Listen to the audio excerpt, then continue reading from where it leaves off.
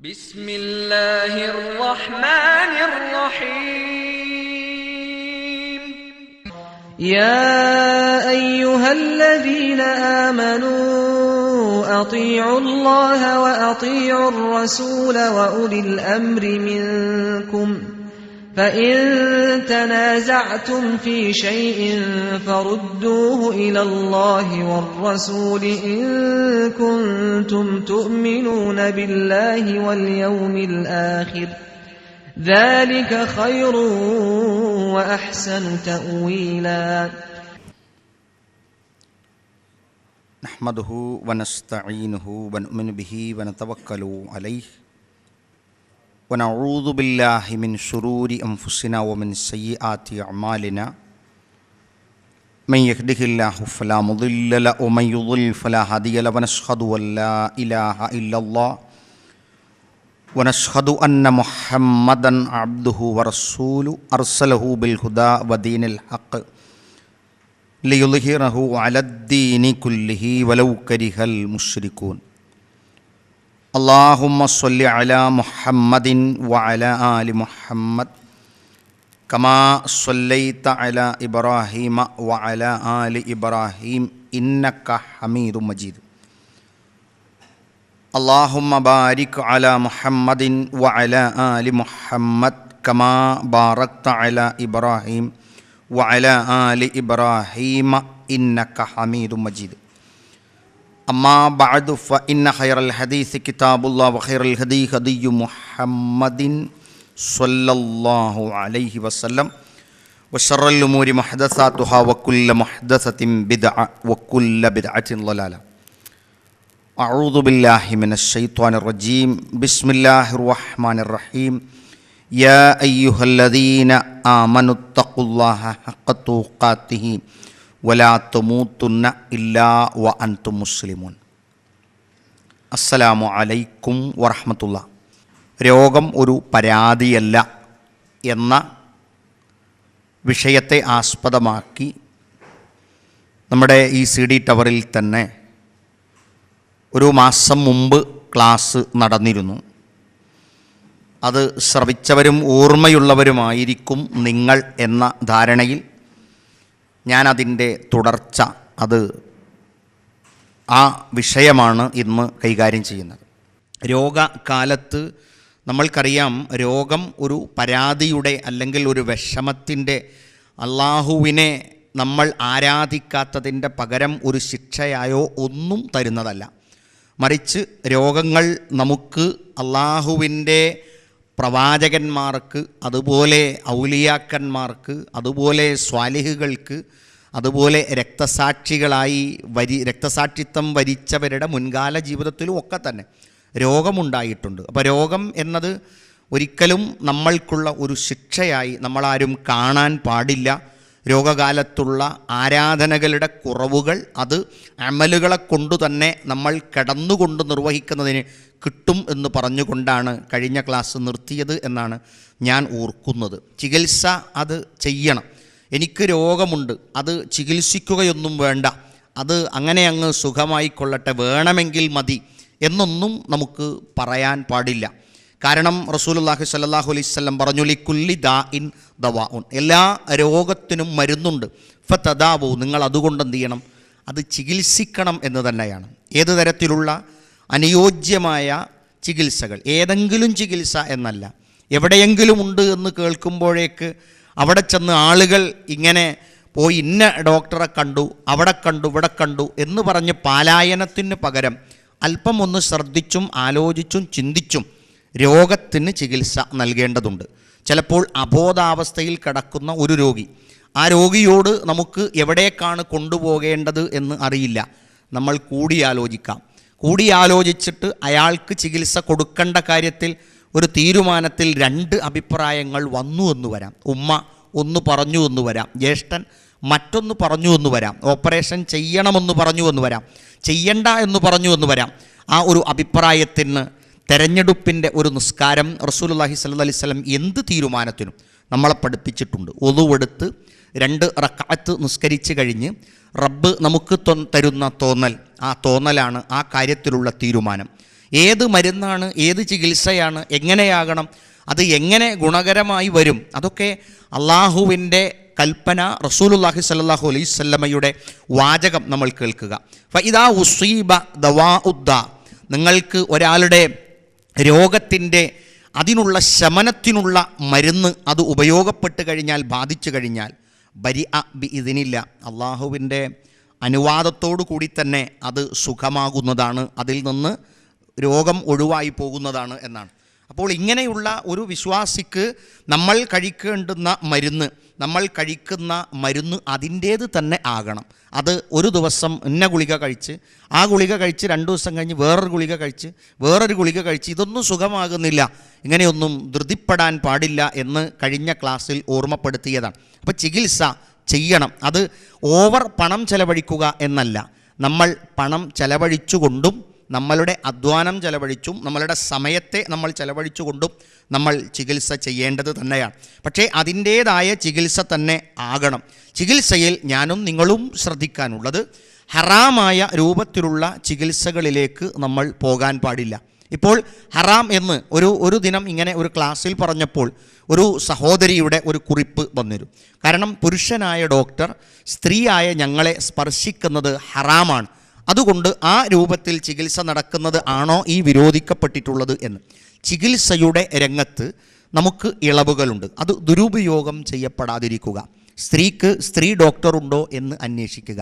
സ്ത്രീ ഡോക്ടർ ഇല്ല, അവിടെ ആ സ്ഥാനത്ത് പുരുഷ ഡോക്ടർ ഉള്ളൂ എങ്കിൽ ആ ഡോക്ടർ മറ്റൊരു വൈകാരികതയോ, നമ്മളാരും ഒരു വൈകാരിക ചിന്തയോടുകൂടിയോ അല്ല ചികിത്സയ്ക്ക് വേണ്ടി പോകുന്നത്, നമ്മൾക്ക് ആ ചികിത്സ സ്വീകരിക്കാവുന്നതാണ്. എന്നാൽ അതൊന്നും നോക്കേണ്ടതില്ല, അതിലൊന്നും ഇപ്പോൾ വലിയ കാര്യമില്ല. അങ്ങനെ നമ്മൾ ആ കാര്യത്തെ തള്ളിവിട്ട് ഭർത്താവ് വിദേശത്ത് ജോലി ചെയ്യുകയും ഭാര്യ രോഗത്തിനു വേണ്ടി ആശുപത്രിയിൽ പോവുകയും അവസാനം അത് കുടുംബത്തിൽ തന്നെ ഒരു കലഹത്തിന് കാരണമാവുകയും ചെയ്ത സംഭവങ്ങൾ നിത്യേന ഉണ്ട്. അതുകൊണ്ട് സഹോദരന്മാരും സഹോദരിമാരും ശ്രദ്ധിക്കുക, അതിലൊന്നും ആരും വൈകാരികമായ ഒരു ചിന്ത ചികിത്സാ രംഗത്ത് ആരും സ്വീകരിക്കുകയില്ല. അപ്പോൾ അത് ഹറാമാണ് എന്നല്ല, ഹറാമുകളോട് അടുത്ത് നിൽക്കുന്ന എന്തും നമ്മൾ ഒഴിവാക്കുന്നതാണ് നമുക്ക് ഉത്തമം. നമ്മൾ ശ്രദ്ധിക്കണം എന്നു മാത്രം. അപ്പോൾ ആ ശ്രദ്ധയോടുകൂടെ നമ്മളുടെ ചികിത്സ നടക്കുന്നു. മഹാനായ റസൂലുള്ളാഹി സ്വല്ലല്ലാഹു അലൈഹി വസല്ലം പറഞ്ഞു, മൻ തഅല്ലക തമീമത്തൻ ഫഖദ് അശ്റക, ആരെങ്കിലും ഏലസ് ബന്ധിച്ചാൽ അവൻ ശിർക്ക് ചെയ്തിരിക്കുന്നു എന്നാണ്. അപ്പം അങ്ങനെയുള്ള മന്ത്രവാദികൾ, അങ്ങനെയുള്ള നൂലുകളിൽ ഊതി കെട്ടുമന്ത്രങ്ങൾ ചൊല്ലിക്കൊടുക്കുന്നവർ, അങ്ങനെയുള്ളവ ചില മുസ്ലിം ഉമ്മത്തിലെ ചില പുരോഹിതന്മാർക്ക് അഭിപ്രായങ്ങൾ ഉണ്ടായിരുന്നു. ഖുർആൻ ആയത്ത് എഴുതിയ ഏലസുകൾ ബന്ധിക്കുന്നത് അതുകൊണ്ട് തെറ്റുണ്ടോ എന്ന്. മൻ തഅല്ലഖ തമീമത്തൻ, ആരെങ്കിലും ഏലസ് ബന്ധിച്ചാൽ അവൻ ശിർക്ക് ചെയ്തിരിക്കുന്നു എന്നാണ് മുഹമ്മദ് നബി സല്ലല്ലാഹു അലൈഹി വസല്ലമ പഠിപ്പിച്ചിട്ടുള്ളത്. അതിലെന്ത് എന്ന് നോക്കിയിട്ടല്ല.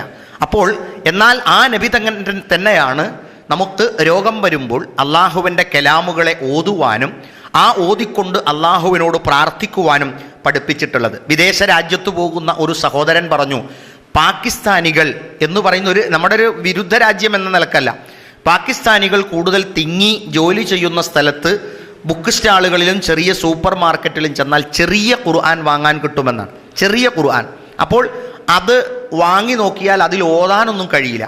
അപ്പോൾ എന്തിനാണ് അത് അവരുടെ ഈ ഏരിയയിൽ വിൽക്കുന്നതെന്ന് ചോദിച്ചപ്പോൾ പറഞ്ഞോലോ, ഈ ഏലസ് ഊതിക്കെട്ടുന്ന സമ്പ്രദായം പുരോഹിതന്മാർ ചിലയിടത്തൊക്കെ സ്വീകരിച്ചിട്ടുണ്ട് അവരുടെ ഇടയിൽ. അപ്പോൾ എന്തെങ്കിലും രോഗം വരുമ്പോൾ അവരെ അടുക്കൽ പോയി ആ ആയത്തെഴുതി അത് ഒരു ഏലസിൻ്റെ ഉള്ളിലാക്കി കൊണ്ടുവച്ചാൽ അസുഖം മാറുമെന്ന് വിചാരിക്കുന്ന ആളുകളുണ്ട്. പക്ഷേ ഇതിനു വേണ്ടി പുരോഹിതന്മാരെടുക്കലേക്ക് പോയാൽ 100 റിയാലൊക്കെ ചിലവാകും. അപ്പോൾ അതിന് പകരം അവരെന്ത് ചെയ്യാണ്, ചെറിയ ഖുർആൻ അതൊരു ശീലിയിൽ കെട്ടിയിട്ട് ഒന്നായിട്ട് ഇവിടെ ബന്ധിച്ചാൽ പിന്നെ ഏതായത്താണോ വേണ്ടതെന്ന് ആ രോഗത്തിനനുസരിച്ച് എടുത്തോട്ടെ എന്നുള്ള നിലപാട് സ്വീകരിക്കുന്ന ആളുകളുണ്ട്. അപ്പോൾ ഖുർആൻ എന്ന് പറയുന്നത് അങ്ങനെയല്ല, നമുക്ക് ശമനത്തിനുള്ളതാണ്, നമ്മളുടെ അസുഖത്തിന് ശമനത്തിനുള്ളതാണ്, നമ്മളുടെ മനസ്സിൻ്റെ ശാന്തിക്കുള്ളതാണ്. എനിക്കും നിങ്ങൾക്കുമൊക്കെ ഇങ്ങനെയൊക്കെയുള്ള ഒരു പശ്ചാത്തലങ്ങളൊക്കെ ഉണ്ടായിട്ടും നേരം വെളുത്തെഴുന്നേറ്റാൽ ഒരു സ്വസ്ഥത കൈവരിക്കാനാകാത്തത്, ടെൻഷനായി ബേജാറായി ഓടുന്നത്, അതിനൊരു പരിഹാരം കാണാനാകാത്തത് ഒന്നുകൊണ്ടുമല്ല. നമ്മൾ ആ ഗ്രന്ഥം ഒന്ന് തുറന്നു നോക്കി സ്ഥിരമായി വായിക്കാൻ ഒരു സമയം നമ്മളുടെ ടൈം ടേബിളിൽ ഇല്ലാത്തത് കൊണ്ട് തന്നെയാണ്. അതുകൊണ്ട് ചികിത്സ എന്നത് പറഞ്ഞത് തദാവൗ ഇബാദല്ലാഹ്, അള്ളാഹുവിൻ്റെ അടിമകളെ നിങ്ങൾ ചികിത്സിക്കണം. വലാ തദാവൗ ബിഹറാം, ഹറാം കൊണ്ട് ചികിത്സിക്കാൻ പാടുള്ളതല്ല. ആ ഹറാം കൊണ്ടുള്ള ചികിത്സകൾ പല നാടുകളിൽ പല കോലത്തിലും നടന്നുകൊണ്ടിരിക്കുന്നു. അതുകൊണ്ട് അത്തരത്തിലുള്ള അള്ളാഹുവിൽ പങ്കു ചേർക്കുന്ന, അള്ളാഹുവിൻ്റെ റസൂലും അള്ളാഹുവും പഠിപ്പിക്കാത്ത തരത്തിലുള്ള ആചാരങ്ങൾക്കും ചികിത്സകൾക്കും നമ്മൾ പോകാൻ പാടുള്ളതല്ല. ഇബ്നു മസ്ഊദ് റളിയല്ലാഹു അൻഹു പറഞ്ഞു, ഇന്നല്ലാഹ ലം യജഅൽ ശിഫാഅക്കും ഫീമാ ഹറമ അലൈക്കും. നിങ്ങൾക്ക് അള്ളാഹു നിഷിദ്ധമാക്കിയ ഒരു കാര്യത്തിൽ നിങ്ങൾക്ക് ശമനമില്ല എന്നാണ്. അള്ളാഹു ഹറാമാക്കിയ, ഇപ്പോൾ ചിലയിടത്ത് കേൾക്കുന്നു, നെറ്റിലൊക്കെ കയറി നോക്കിയാൽ ചിലപ്പോൾ കാണാൻ കഴിയുന്നൊരു കാര്യമുണ്ട്. അതായത് മ്യൂസിക് തെറാപ്പി എന്ന് പറയുന്നത്. ചിലരൊക്കെ പറയാറുണ്ട് മ്യൂസിക് തെറാപ്പി എന്നത് മനസ്സിന് ആശ്വാസം നൽകുന്നതാണ് എന്ന്. നോക്കൂ നിങ്ങൾ, മദ്യം കൊണ്ടുള്ള ചികിത്സ, മയക്കുമരുന്ന് കൊണ്ടുള്ള ചികിത്സ, അതും ആശ്വാസം നൽകുന്നതാണ്. പക്ഷേ യഥാർത്ഥ ആശ്വാസമല്ലത്. അപ്പോൾ മ്യൂസിക് തെറാപ്പിയിലൂടെ നമ്മളുടെ അസുഖം ഭേദമാകും എന്ന് നമ്മൾക്ക് വിശ്വസിക്കാൻ പാടുള്ളതല്ല. കാരണം മഹാനായ അഷ്റഫുൽ ഖൽഖ് റസൂലുള്ളാഹി സ്വല്ലല്ലാഹു അലൈഹി വസല്ലം പഠിപ്പിച്ചതിൽ നിന്ന് സമൂഹത്തിന് ബോധ്യപ്പെടുത്തി കൊടുത്ത ഒരു കാര്യമാണ് ഇബ്നു മസ്ഊദ് റളിയല്ലാഹു അൻഹു പറഞ്ഞത്. ഹറാമ് കൊണ്ട് ചികിത്സിക്കരുത് എന്ന് റസൂലുള്ളാഹി സ്വല്ലല്ലാഹു അലൈഹി വസല്ലം പറഞ്ഞു. അതിൽ നിന്ന് ഹറാമായ മാർഗത്തിലൂടെ ശമനം ചിലപ്പോൾ കിട്ടിയേക്കാം, ശമനമുണ്ട് എന്ന് തോന്നിയേക്കാം. പക്ഷേ ആ മാർഗത്തെ നമ്മൾ സ്വീകരിക്കാൻ പാടില്ല. ഏതുപോലെ പലിശ കൊണ്ടുള്ള പണം കൊണ്ട് ഭക്ഷണം കഴിച്ചാൽ വയറ് നിറയും, പക്ഷേ നമുക്ക് പാടില്ല. വ്യഭിചാരത്തിലൂടെ സന്താനമുണ്ടായി എന്ന് വരാം, നമുക്ക് പാടില്ല. അള്ളാഹു നിഷിദ്ധമാക്കിയതാണ്. അതുകൊണ്ട് രോഗത്തിൻ്റെ ശമനത്തിനു വേണ്ടി അത്തരത്തിലുള്ള ചില ചികിത്സാ സമ്പ്രദായങ്ങളെ സ്വീകരിക്കുകയും അത് ദുരുപയോഗം ചെയ്തുകൊണ്ട് ചില ബോർഡുകളിൽ എഴുതി വച്ചിരിക്കുന്നു ഖുർആൻ തെറാപ്പി എന്ന്. സത്യത്തിൽ ഖിറാഅത്തുൽ ഖുർആൻ നമ്മൾ വായിച്ചതാണ്, നമ്മൾ പഠിച്ചതാണ്, മനസ്സിലാക്കിയതാണ്.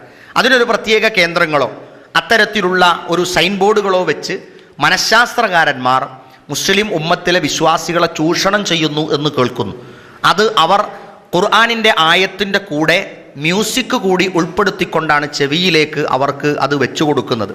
അപ്പോൾ നമുക്ക് നമ്മളുടെ മനസ്സിന് സമാധാനവും സ്വസ്ഥതയും കിട്ടുന്ന ഖുർആനിനെ ചെകുത്താൻ്റെ ഗീതവുമായി കൂട്ടിയോജിപ്പിച്ച് നമുക്ക് ലഭ്യമാകുന്ന സാധാരണ ലഭിക്കുന്ന സ്വസ്ഥത അത് നഷ്ടപ്പെടുത്തുകയാണ് ചെയ്യുന്നത്.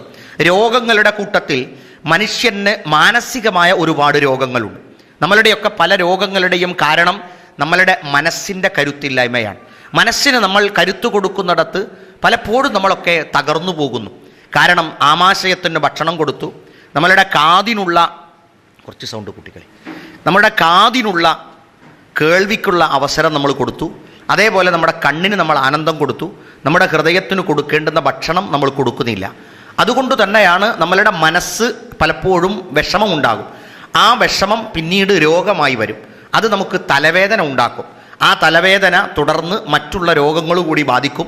തലവേദന വരുന്നത് രോഗകാരണങ്ങളുണ്ട്, രോഗത്തെ അറിയിക്കലുണ്ട്, അതേപോലെ തന്നെ നമ്മളുടെ മോട്ടർ ചൂടാവുകയും ചെയ്യുകയാണ്.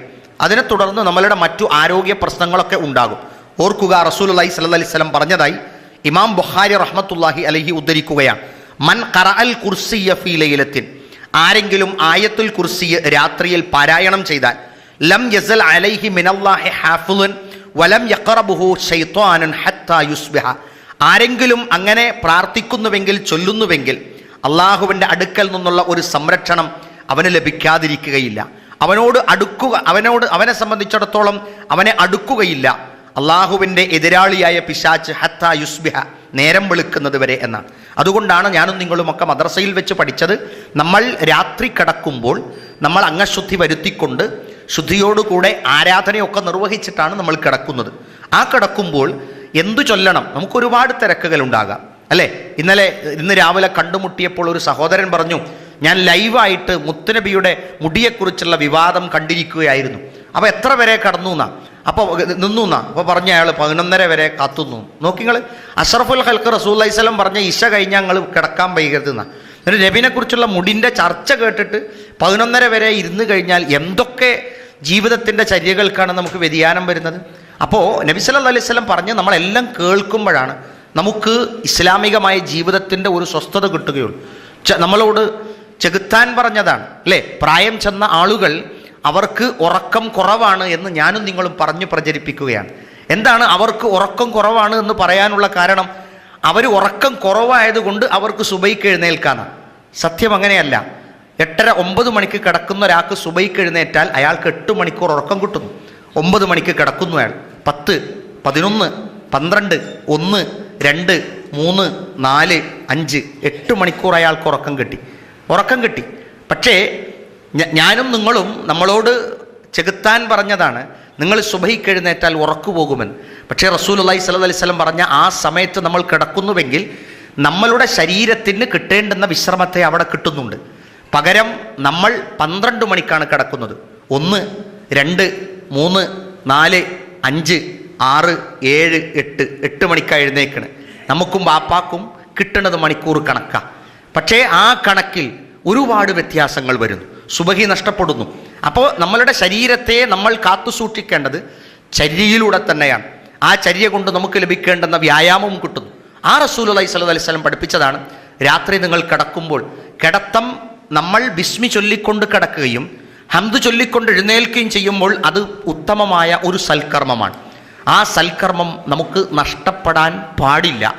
ആ നഷ്ടപ്പെടുന്നതോടൊപ്പം രാത്രി ഉണ്ടാകുന്ന ഭയാനകമായ അന്തരീക്ഷത്തിൽ നിന്ന്, ദുസ്വപ്നങ്ങളിൽ നിന്ന്, അത്തരത്തിലുള്ള വിഷമഘട്ടങ്ങളിൽ നിന്ന്, നമുക്കുണ്ടാകുന്ന പെട്ടെന്നുണ്ടാകുന്ന പേടികളിൽ നിന്ന് നമ്മളെ മോചിതമാക്കാൻ മറ്റൊരു മന്ത്രവിദ്യകളൊന്നുമല്ല റസൂലുള്ളാഹി സ്വല്ലല്ലാഹു അലൈഹി വസല്ലം പഠിപ്പിച്ച്. നമുക്ക് സുപരിചിതമായ, നമ്മളുടെ വീട്ടിൽ വർഷങ്ങളായി കണ്ടുകൊണ്ടിരിക്കുന്ന ഖുർആനിലെ ഒരു ആയത്ത് നിങ്ങൾ പാരായണം ചെയ്ത് കടന്നാൽ സിംഹാസനസ്ഥനായ നാഥൻ നിങ്ങളുടെ മനസ്സിന് സ്വസ്ഥതയും സമാധാനവും തരും എന്ന് പറഞ്ഞിട്ടുണ്ടെങ്കിൽ, ഞാനത് ചൊല്ലാതെ ഇന്ന് ഉറങ്ങുന്നുവെങ്കിൽ ഞാൻ എൻ്റെ ജീവിതത്തിൽ ഇതിനൊന്നും വലിയ സ്ഥാനമില്ല എന്നാണ്. എന്നിട്ട് എന്തെങ്കിലും രോഗങ്ങളൊക്കെ എനിക്ക് ബാധിക്കുമ്പോൾ ഞാൻ ഇസ്ലാമിൻ്റെ വഴി ഏതാണ് എന്ന് അന്വേഷിക്കും. അതിൻ്റെ മുമ്പേ നമ്മൾ അതിനെക്കുറിച്ച് പഠിക്കുക. മാനസികമായ വിഷമങ്ങൾ, രോഗങ്ങൾ മനുഷ്യന് സ്വാഭാവികമാണ്. പെട്ടെന്ന് നമ്മൾ വീട്ടുകാരോട് പറയാറുണ്ട്, എന്നോട് ഇതൊന്നും പറയണ്ട, ഞാൻ തൽക്കാലം ഒന്ന് വിശ്രമിക്കട്ടെ. വിശ്രമിച്ചാൽ മനസ്സിന് സമാധാനം വരില്ല, പിറ്റേ ദിവസവും നമുക്ക് ടെൻഷൻ ഉണ്ടാകും. റസൂലുള്ളാഹി സ്വല്ലല്ലാഹി അലൈഹി വസല്ലം നമുക്ക് അനുവദിക്കപ്പെട്ട രൂപത്തിലുള്ള ചികിത്സയെക്കുറിച്ച് നമ്മൾ പറഞ്ഞത് കേൾക്കുക. സംസം എന്ന് പറയുന്നത് പുണ്യമാണ്, ശമനവുമാണ്. ഇന്നഹ മുബാറക, തീർച്ചയായും സംസം എന്ന പാനീയം അത് നിങ്ങൾക്ക് ബർക്കത്തുള്ളതാണ്. ഇന്നഹ തുആമു തുഅമിൻ, അത് നിങ്ങൾക്ക് ഭക്ഷണത്തിൻ്റെ രുചിയോടുകൂടി ഭക്ഷണമായിക്കൊണ്ട് നിങ്ങൾക്ക് നൽകപ്പെട്ടതാണ്. വശിഫാഉ സഖ്മിൻ, രോഗത്തിനുള്ള ശമനവുമാണ് എന്നാണ്. അതുകൊണ്ടാണ് ഹജ്ജിന് പോകുന്നവരും ഉംറക്ക് പോകുന്നവരുമൊക്കെ അവരുടെ ആരാധന നിർവഹിച്ച് 2 റക്അത്ത് അവർ മഖാമ ഇബ്രാഹിമിൻ്റെ പിറകിൽ നിസ്കരിച്ച് കഴിഞ്ഞ ഉടനെ അവർ വയറ് നിറച്ച് സംസം കുടിക്കുകയും അവരുടെ തലയിലൂടെ തടവുകയും അത് വീണ്ടും കുടയുകയും ചെയ്യുന്നത്. അഷ്റഫുൽ ഖൽഖ് റസൂലുള്ളാഹി സ്വല്ലല്ലാഹി അലൈഹി വസല്ലം പറഞ്ഞു, നിങ്ങൾക്ക് സുഭിക്ഷമായ ഒരു ഭക്ഷണമാണത്. അതുകൊണ്ടാണ് ശാസ്ത്രലോകം പോലും പറയുന്നത്, നമ്മൾ ഇത്തരത്തിലുള്ള സംസം എന്ന പാനീയത്തെ എത്ര കുടിച്ചാലും നമുക്ക് സാധാരണ വെള്ളം കുടിച്ച മൂത്രം അതിൽ നിന്ന് ഉണ്ടാവാറില്ല. കാരണം അത് ഖരഭക്ഷണമാണ്, ഖരമായി നിൽക്കുന്ന ഒരു ഭക്ഷണമാണ്. അത് പൂർണ്ണമായും ശരീരത്തിന് ഉപകരിക്കത്തക്ക രൂപത്തിലുള്ളതാണ്. വേസ്റ്റായി പോകാൻ അതിൽ നിന്ന് കാര്യമായി ഒന്നുമില്ല. അപ്പോൾ അത് നമ്മളുടെ നാട്ടിൽ കൊണ്ടുവന്ന് നമ്മളെവിടെയെങ്കിലും സൂക്ഷിക്കുന്നു. ഒരാൾ നമുക്ക് വിഷമങ്ങൾ ഉണ്ടാകുമ്പോൾ മനസ്സിൽ അത് എടുത്തുകൊണ്ട് ബിസ്മി ചൊല്ലിക്കൊണ്ട് റസൂലുള്ളാഹി സ്വല്ലല്ലാഹു അലൈഹി വസല്ലം പറഞ്ഞത്, മാഉ സംസം ലിമാ ശുരിബ ലഹു, നിങ്ങൾ സംസം കുടിക്കുന്നത് എന്ത് ഉദ്ദേശ്യം വെച്ചാണോ ഉള്ളത് അത് അള്ളാഹു പൂർത്തീകരിച്ച് തരും എന്നാണ്. നമ്മൾ ഇവിടെ വെച്ച് പൂർത്തീകരിക്കപ്പെടണം എന്ന് നമ്മൾ അതുകൊണ്ട് ആഗ്രഹിക്കരുത്. ഇവിടെയോ അവിടെയോ ആയി നമ്മൾ ആ കുടിക്കുന്ന പുണ്യത്തോടുകൂടെ നമുക്ക് നമ്മളുടെ ശമനവും നമുക്ക് നമ്മളുടെ സ്വസ്ഥതയും കിട്ടും. ഒരു ഹജ്ജിന് പോയ ആളെ നമ്മൾ കാണാൻ ചെല്ലുമ്പോൾ അയാൾ ഒരു കാരക്കയും സംസവും തന്ന് നമ്മൾക്ക് അത് തരുമ്പോൾ നമ്മൾ പറയും, നിങ്ങൾ സ്പ്രേ ഒന്നും കൊടുത്തിട്ടില്ലേ, നിങ്ങൾ ഈ സംസമാ കൊടുത്തിട്ടുള്ളൂ. അല്ല, ആ ഒരു ശമനം, ഒരുപാട് 10,000-കണക്കിന് രൂപ നമ്മൾ ചെലവഴിച്ച് ലഭ്യമാകുന്ന ഒരു അസുഖഭേദക മരുന്നിനേക്കാൾ ശ്രേഷ്ഠമായ ഒരു പാനീയമാണ് എന്ന വിശ്വാസത്തിൽ തന്നെയാണ് വിശ്വാസി അത് സ്വീകരിക്കുന്നത്. അപ്പോൾ ഭൗതികപരമായി നമ്മൾക്ക് ചെയ്യാൻ റസൂലുള്ളാഹി സ്വല്ലല്ലാഹി അലൈഹി വസല്ലം പഠിപ്പിച്ചു, നിങ്ങൾ അതിൻ്റേതായ ചികിത്സ നിങ്ങൾ നടത്തുക. ആ ചികിത്സയോടൊപ്പം നമ്മളുടെ മനസ്സിന് കൂടി കരുത്തു കൊടുക്കണം. മനുഷ്യന് കരുത്തു കൊടുക്കാൻ ഇപ്പോൾ നമ്മളുടെ അടുത്തുള്ള ഒരു ഹോസ്പിറ്റലിൽ നമ്മൾ ചെന്നാൽ നമ്മൾ ഒരു ഭാഗം കുഴഞ്ഞു കിടക്കുകയാണ്. കുഴഞ്ഞു കിടക്കുന്ന നമ്മളോട് ഡോക്ടർ മരുന്നൊക്കെ കുത്തിവെക്കുന്നു, നഴ്സ് കുത്തിവെക്കുന്നു. വെച്ചിട്ട് രാവിലെ ഡോക്ടർ വരുന്നു, അദ്ദേഹം നമ്മുടെ നെറ്റിയിലൂടെ തടവുന്നു. എന്തിനാണ് അയാളെ തടവുന്നത്? നെറ്റിയിലൂടെ തടവുന്നു. എന്നിട്ട് ചോദിക്കുന്നു, സുഖമാവട്ടെ. ആ വാക്കിലാണ് നമ്മളുടെ അസുഖത്തിൻ്റെ ഒരു 40% ഡെവലപ്പാകുന്നത്. കാരണം എന്താ? മനസ്സ് തന്നെയാണ് അതിപ്രധാനമായി ഉള്ളത്. അതുകൊണ്ട് തന്നെയാകാം ഇസ്ലാം നമ്മളുടെ മനസ്സ് പരിഗണിച്ചുകൊണ്ട് വർത്തമാനം പറയുന്നത്. എവിടെ പറഞ്ഞുവോ അവിടെ നമുക്ക് നൽകുന്നു. മഹാനായ അഷ്റഫുൽ ഖൽഖ് റസൂലുള്ളാഹി സ്വല്ലല്ലാഹു അലൈഹി വസല്ലം പഠിപ്പിച്ചതായി ഇമാം ബുഖാരി മുസ്ലിം റിപ്പോർട്ട് ചെയ്യുന്ന ഒരു ഹദീസ്, മൻ തസബ്ബഹ ബിസബ്ഇ തംറാത്തിൻ അജ്വ, അജ്വ എന്ന കാരക്കയിൽ നിന്ന് ആരെങ്കിലും 7 എണ്ണം അവരുടെ സുപ്രഭാതത്തിൽ അത് നിങ്ങൾ ഭക്ഷിക്കുന്നുവെങ്കിൽ ലം യളുറുഹു ദാലിക്കൽ യൗമ സുമ്മൻ, അവനെ വിഷം ബാധിക്കുകയില്ല ആ ദിവസത്തിൽ. റസൂലുള്ളാഹി സ്വല്ലല്ലാഹു അലൈഹി വസല്ലം പറയുമ്പോൾ നമ്മൾക്ക് ആരോഗ്യപരമായ രക്ഷയ്ക്ക് വേണ്ടി നമ്മൾ ശ്രമിക്കുക. നമ്മളെ ചിലപ്പോൾ വിഷം ബാധിച്ചു എന്ന് വരാം, ചിലപ്പോൾ നമ്മളെ ഒരു പാമ്പ് കടിച്ചു എന്ന് വരാം, അതുപോലത്തെ ദുരന്തങ്ങളും ദുരിതങ്ങളും വന്നു എന്ന് വരാം. പക്ഷേ പ്രവാചകൻ പഠിപ്പിച്ചു ഇത്തരത്തിലുള്ള അജ്വ കാരക്ക, ആ അജ്വ കാരക്ക ഇന്ന് നമുക്ക് മാർക്കറ്റിൽ നിന്ന് ലഭ്യമാകുന്നതാണോ അല്ലേ എന്ന് അല്ലാഹു അഅലം. റസൂലുള്ളാഹി സ്വല്ലല്ലാഹു അലൈഹി വസല്ലം പറഞ്ഞു അത്തരത്തിൽ മെച്ചപ്പെട്ട കാരക്കയുണ്ട് എന്ന്. സൗദി അറേബ്യയിൽ പോയി വരുന്ന ആളുകൾ റസൂലുള്ളാഹി സ്വല്ലല്ലാഹു അലൈഹി വസല്ലമയുടെ തോട്ടത്തിൽ നിന്ന് ഭക്ഷിക്കാൻ വേണ്ടി പ്രത്യേകമായി എടുത്തു കുഴിച്ചിട്ടുകൊണ്ട് അതിൽ നിന്ന് തുടർച്ചയായി കിട്ടിയതാണ് എന്ന് അതിൻ്റെ യഥാർത്ഥമായി തന്നെ അറബി പണ്ഡിതന്മാർ പഠിപ്പിക്കാറും ഉണ്ട്. അപ്പോൾ നമ്മൾക്ക് ഭൗതികപരമായ ചികിത്സകൾ കോഴിക്കോട് പട്ടണത്തിൽ നിന്ന് ഞാനും നിങ്ങളും ചെയ്തുകൊണ്ടിരിക്കെ തന്നെ നമ്മൾ രാത്രികാലത്ത് അതുപോലെ തന്നെ പല സമയത്തും നമുക്ക് പലതരത്തിലുള്ള വിഷപ്പാമ്പുകളോ വിഷത്തേളുകളോ ഒക്കെ നമ്മളെ കുത്തി എന്ന് വരാം. ആ കുത്തുന്നതിൽ നിന്ന് നമ്മളുടെ ശരീരത്തെ പ്രതിരോധിക്കാൻ നമുക്ക് വിറ്റാമിൻ ഗുളികകളെയും അതുപോലത്തെ ഉൽപ്പന്നങ്ങളെയും ഭൗതിക തലത്തിൽ നമുക്ക് ഉൽപ്പാദിപ്പിച്ചു തരുന്നു. അഷ്റഫുൽ ഖൽഖ് റസൂലുള്ളാഹി സ്വല്ലല്ലാഹു അലൈഹി വസല്ലം പറയുന്നു പ്രകൃത്യാ തന്നെ ഒരു കാരക്കയുണ്ട്, നിങ്ങളത് കഴിച്ചാൽ നിങ്ങളുടെ ശരീരത്തിന് വിഷബാധ ഏൽക്കുന്നതിൽ നിന്ന് പ്രതിരോധിക്കാൻ സാധിക്കും എന്നാണ്. അപ്പോൾ ആരോഗ്യപരമായ രക്ഷക്ക് ഇത്തരത്തിലുള്ള പ്രവാചക തിരുമേനി സല്ലല്ലാഹു അലൈഹി വസല്ലമയുടെ വൈദ്യങ്ങൾ ഒരു വിശ്വാസിയെ സംബന്ധിച്ചിടത്തോളം കൂലി ലഭ്യമാകുന്നതും ആരോഗ്യപരമായി നമുക്ക് രക്ഷ കിട്ടുന്നതുമാണ്. നമ്മൾ ഇപ്പോൾ നോക്കൂ, നിങ്ങൾ അമ്മിഞ്ഞ പാല് കൊടുക്കണം എന്നത് ഖുർആനിൻ്റെ അതിശക്തമായ താക്കീതാണ്. അൽ വാലിദാത്തു യുർദിഅന ഔലാദഹുന്ന ഹൗലൈനി കാമിലൈൻ, 2 വർഷം മുലയൂട്ടട്ടെ എന്ന് വലിയ ഒരു കുട്ടികളുടെ ഡോക്ടറോട് നിങ്ങൾ പോയി ചോദിക്കുക, ഒരു കുട്ടിക്ക് നല്ല ആരോഗ്യം കിട്ടത്തക്ക രൂപത്തിൽ ഒരു കുട്ടിക്ക് എത്ര കൊല്ലം പാലൂട്ടണമെന്ന് ചോദിച്ചാൽ ഖുർആൻ വായിക്കാത്ത, ഇസ്ലാമിനെ കുറിച്ച് കേട്ടിട്ടില്ലാത്ത ആളെന്താ പറയുമോ, 2 കൊല്ലം കൊടുക്കണമെന്നാ. 2 കൊല്ലം കൊടുക്കണമെന്നാ. ആ 2 കൊല്ലം കൊടുക്കണം എന്ന കൽപ്പന ഖുർആൻ നമുക്ക് നൽകിയത് ആ കുട്ടിക്ക് കിട്ടേണ്ടുന്ന പ്രതിരോധ ശേഷിയാണ്. ആ പ്രതിരോധ ശേഷിയിൽ അന്ധവിശ്വാസം കൊണ്ട് ഉമ്മയുടെ ശരീരത്തിലുണ്ടാകുന്ന ആദ്യത്തെ മഞ്ഞപ്പാല് അത് ചീറ്റിക്കളഞ്ഞതിന് ശേഷമാണ് നമ്മളുടെ പ്രായം ചെന്ന ഉമ്മമാർ കുട്ടിക്ക് കൊടുക്കാൻ സമ്മതിക്കുക. അല്ല, ആ അമ്മിഞ്ഞയുടെ അറ്റത്തുള്ള ആ മഞ്ഞപ്പാൽ ആ ഒരു ആദ്യത്തെ ആമാശയത്തിലേക്ക് ചെല്ലേണ്ടുന്ന ഏറ്റവും ഔഷധ ഗുണമുള്ള പാലാണ് എന്നാണ് ഭൗതിക ശാസ്ത്രകാരന്മാർ പഠിപ്പിക്കുന്നത്. അപ്പോൾ ഇസ്ലാം നമ്മളോട് കൽപ്പിക്കുന്ന കൽപ്പനയും ഇസ്ലാം നമുക്ക് പറഞ്ഞു തരുന്ന മാർഗങ്ങളും നമ്മളുടെ ആത്മീയ ഭൗതിക രക്ഷയ്ക്ക് വേണ്ടി തന്നെ ഉള്ളതാണ്. മഹാനായ റസൂലുള്ളാഹി സ്വല്ലല്ലാഹു അലൈഹി വസല്ലം ഞാനും നിങ്ങളും എന്നും പാരായണം ചെയ്തുകൊണ്ടിരിക്കുന്ന സൂറത്തു ഫാത്തിഹയെക്കുറിച്ച് പറഞ്ഞത് അത് ശമനത്തിനുള്ള ഒരു പ്രാർത്ഥന തന്നെയാണ് എന്നാണ്. നിങ്ങൾ നിസ്കരിക്കുമ്പോൾ ചൊല്ലുന്നത് പോലെ, ഞാനും നിങ്ങളും പ്രാർത്ഥിക്കുന്നത് പോലെ, നിസ്കരിക്കുമ്പോൾ ചൊല്ലുന്നത് പോലെ നമുക്ക് ഒഴിഞ്ഞിരിക്കുമ്പോഴും അഊദു ബില്ലാഹി മിനശ് ശൈത്വാനിർ റജീം ബിസ്മില്ലാഹിർ റഹ്മാനിർ റഹീം അൽഹംദുലില്ലാഹി റബ്ബിൽ ആലമീൻ അർറഹ്മാനിർ റഹീം മാലികി യൗമിദ്ദീൻ ഇയ്യാക നഅ്ബുദു വഇയ്യാക നസ്തഈൻ എന്ന് തുടർന്നുകൊണ്ട് നമ്മൾ പ്രാർത്ഥിച്ചു കൊണ്ടിരിക്കുന്നത്, ചൊല്ലിക്കൊണ്ടിരിക്കുന്നത് നിങ്ങളുടെ രോഗത്തിന് ഒരു ശമനത്തിൻ്റെ ഒരു പ്രാർത്ഥനയായിക്കൊണ്ട് തന്നെ അഷ്റഫുൽ ഖൽഖ് റസൂലുള്ളാഹി സ്വല്ലല്ലാഹു അലൈഹി വസല്ലം പഠിപ്പിക്കുകയാണ്. ഖുർആൻ തന്നെയും ശിഫാഉൻ ലിമാ ഫിസ് സുദൂർ, നിങ്ങളുടെ ഹൃദയത്തിലുള്ള രോഗങ്ങൾക്ക് ഖുർആൻ ഒരു ശമനമാണ് എന്നാണ്. ഈ ആയത്തുകളുടെ വിശദീകരണങ്ങൾ നമ്മൾ വായിക്കുമ്പോൾ ഖുർആനിലെ ആയത്തുകളുടെ പരിഹാരം നമുക്ക് മനസ്സിലാകും. കുശുമ്പ്, അസൂയ പുലർത്തുന്നത് ഒരു മാനസികമായ രോഗമാണ്. അതുപോലെ ഊഹം വെച്ച് പുലർത്തുന്നത് മാനസികമായ ഒരു രോഗമാണ്.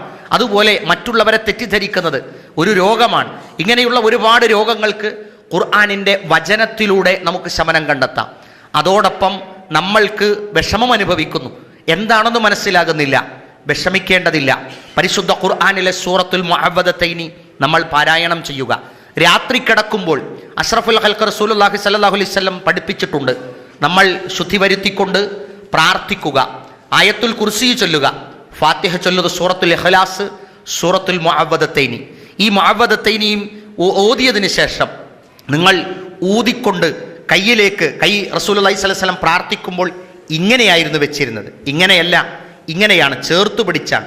നിങ്ങൾ ആ കയ്യിലേക്ക് ഊതിയിട്ട് നിങ്ങൾ ശരീരത്തിലൂടെ തടവിക്കൊള്ളുക. ഇത് റസൂലുള്ളാഹി സ്വല്ലല്ലാഹി അലൈഹി വസല്ലം പഠിപ്പിച്ചതാണ്.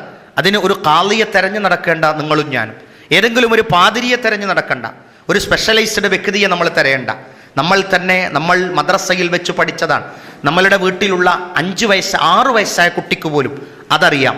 അവരെ അങ്ങനെ തന്നെ നിങ്ങൾ പഠിപ്പിക്കുക. അപ്പോൾ അത് രാത്രി കിടക്കുമ്പോൾ ആ ഉറക്കം എന്ന് പറയുന്നത് ഒരു മരണമാണ്. നമ്മൾ എത്ര ശക്തിയുള്ള ആളായിരുന്നാലും എത്ര മനക്കരുത്തുള്ള ആളാണെങ്കിലും രാത്രിയിൽ അനുഭവപ്പെടുന്ന അസ്വസ്ഥതകളും വേദനകളും അത് വേറെ തന്നെയാണ്. അതുകൊണ്ട് ആ രാത്രിയുടെ വിഷമഘട്ടങ്ങളിൽ നിന്നും രാത്രിയുടെ വിഷമങ്ങളിൽ നിന്നും നമുക്ക് രക്ഷപ്പെടാൻ അള്ളാഹു ഒരു മാർഗം റസൂലുള്ളാഹി സ്വല്ലല്ലാഹു അലൈഹി വസല്ലം നമുക്ക് പഠിപ്പിച്ചതാണ്. മാത്രമല്ല, രോഗം എന്ന് പറയുന്നത് ഒരിക്കലും ഒരു വിഷമമായി ആരും കാണേണ്ടതില്ല. രോഗി വീട്ടിലുണ്ടെങ്കിൽ അവരെ പരിപാലിച്ചാൽ നിങ്ങൾക്ക് സ്വർഗമാണ്.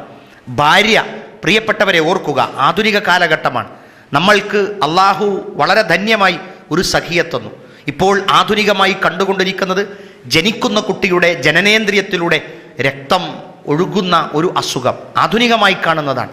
ചികിത്സിക്കുക, അള്ളാഹുവിനോട് പ്രാർത്ഥിക്കുക. നമ്മളുടെയൊക്കെ ആധുനിക ഉപകരണ രീതിയെ കൊണ്ടും അതുപോലെ തന്നെ ഭക്ഷണക്രമങ്ങളെ കൊണ്ടും പുതിയ പുതിയ രോഗങ്ങൾ രംഗപ്രവേശനം ചെയ്തുകൊണ്ടിരിക്കുകയാണ്. അള്ളാഹുവിൻ്റെ അടുക്കൽ നിന്നാണ് ശമനമുള്ളത്. രോഗിക്ക് വേണ്ടി നമ്മൾ പ്രാർത്ഥിക്കുക. ഒരു കുഴപ്പവുമില്ല. ഭാര്യ പ്രസവ റൂമിലേക്ക് പോയതാണ്. പ്രസവം കഴിഞ്ഞ് 4 ദിവസം കഴിഞ്ഞപ്പോൾ മാനസിക വിഭ്രാന്തി വരുന്നത് 30% റിപ്പോർട്ട് ചെയ്തുകൊണ്ടിരിക്കുന്നു കേരളത്തിൽ. അവരുടെ ഞരമ്പിനുണ്ടാകുന്ന വലിവിൽ വരുന്ന അവരുടെ രക്തസമ്മർദ്ദത്തിന് വരുന്ന വ്യത്യാസമാണ്. ചില സിഗ്നലുകൾ പോയത്. തിരിച്ചു വരാൻ ഒരു ദ്രാവകം അനിവാര്യമാണ്. ആ ദ്രാവകം തിരിച്ചു വരുന്നതിന് പകരം അവിടെ പ്രത്യേകമായ ഒരു സെല്ലിൽ തന്നെ അത് നിൽക്കുന്നത് കൊണ്ട് സന്ദേശ കൈമാറ്റങ്ങൾ നടക്കാതെ പോകുന്നു. അള്ളാഹുവിനോട് പ്രാർത്ഥിക്കുക. അങ്ങനെ നമ്മളിൽ ആരെയെങ്കിലും ഭാര്യമാർക്ക് നമുക്കൊരു കുഞ്ഞിനെ, നമ്മളുടെ കുടുംബത്തിലേക്കൊരു കുഞ്ഞിന് ജന്മം നൽകിയപ്പോൾ വരുന്ന ഒരു വിഷമത്തിൽ എന്തെങ്കിലും അസുഖം തുടരുന്നുവെങ്കിൽ പ്രിയപ്പെട്ട പുരുഷന്മാരെ, അവരോട് നിങ്ങൾ കയർക്കാതിരിക്കുക. അവരോട് നിങ്ങൾ കാരുണ്യം കാണിക്കുക.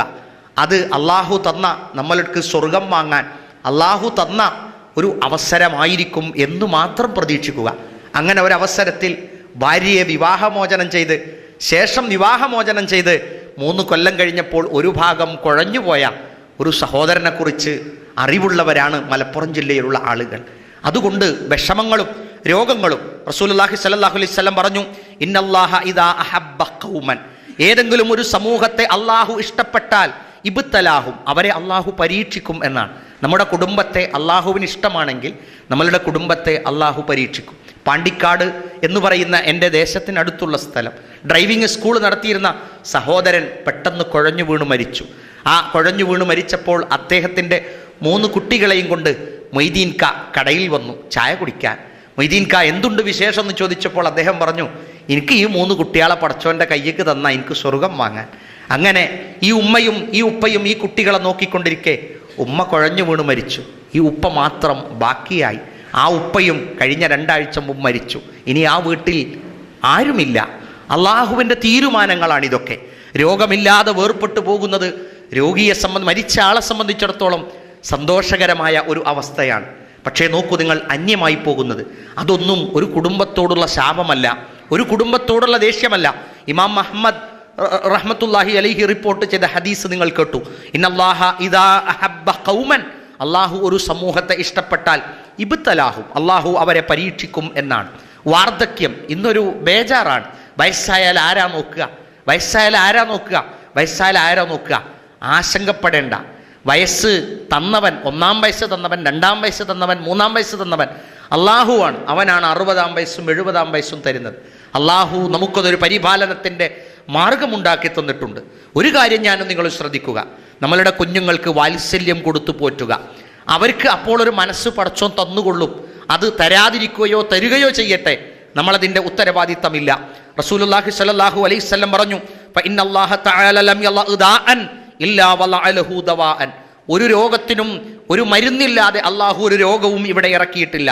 ഗൈറ ദാഇൻ വാഹിദ്, ഒരൊറ്റ രോഗമൊഴികെ. അൽ ഹറമു, അത് വാർദ്ധക്യമാണ് എന്നാണ്. വാർദ്ധക്യമാണ്.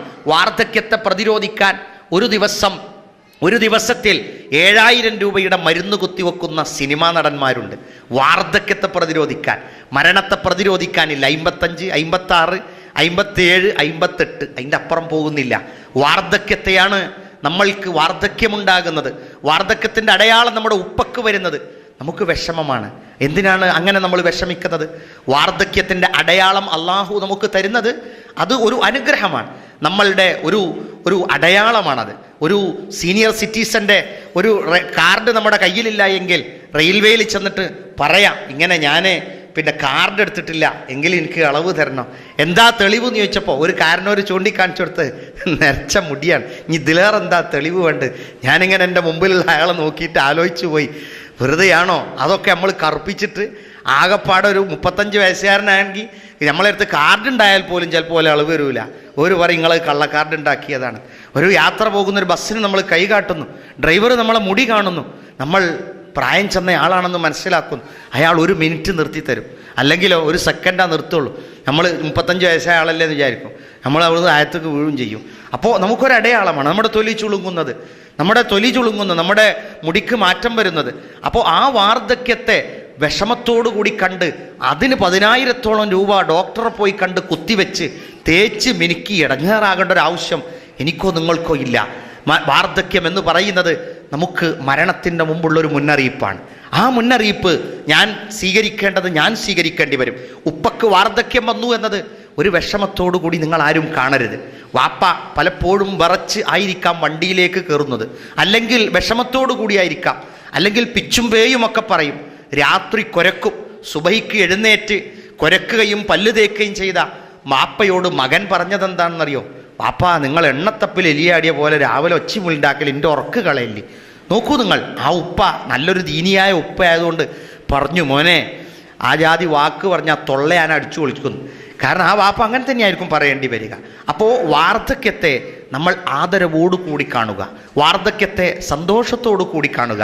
പ്രായം ചെന്ന ഒരാൾ നടന്നു പോകുന്നത് കാണുമ്പോൾ അയാൾക്ക് എന്താണോ വിഷമം, നമ്മുടെ വാപ്പയാണോ വല്യപ്പയാണോ നോക്കണ്ട, അയാളൊരു രോഗിയാണ്.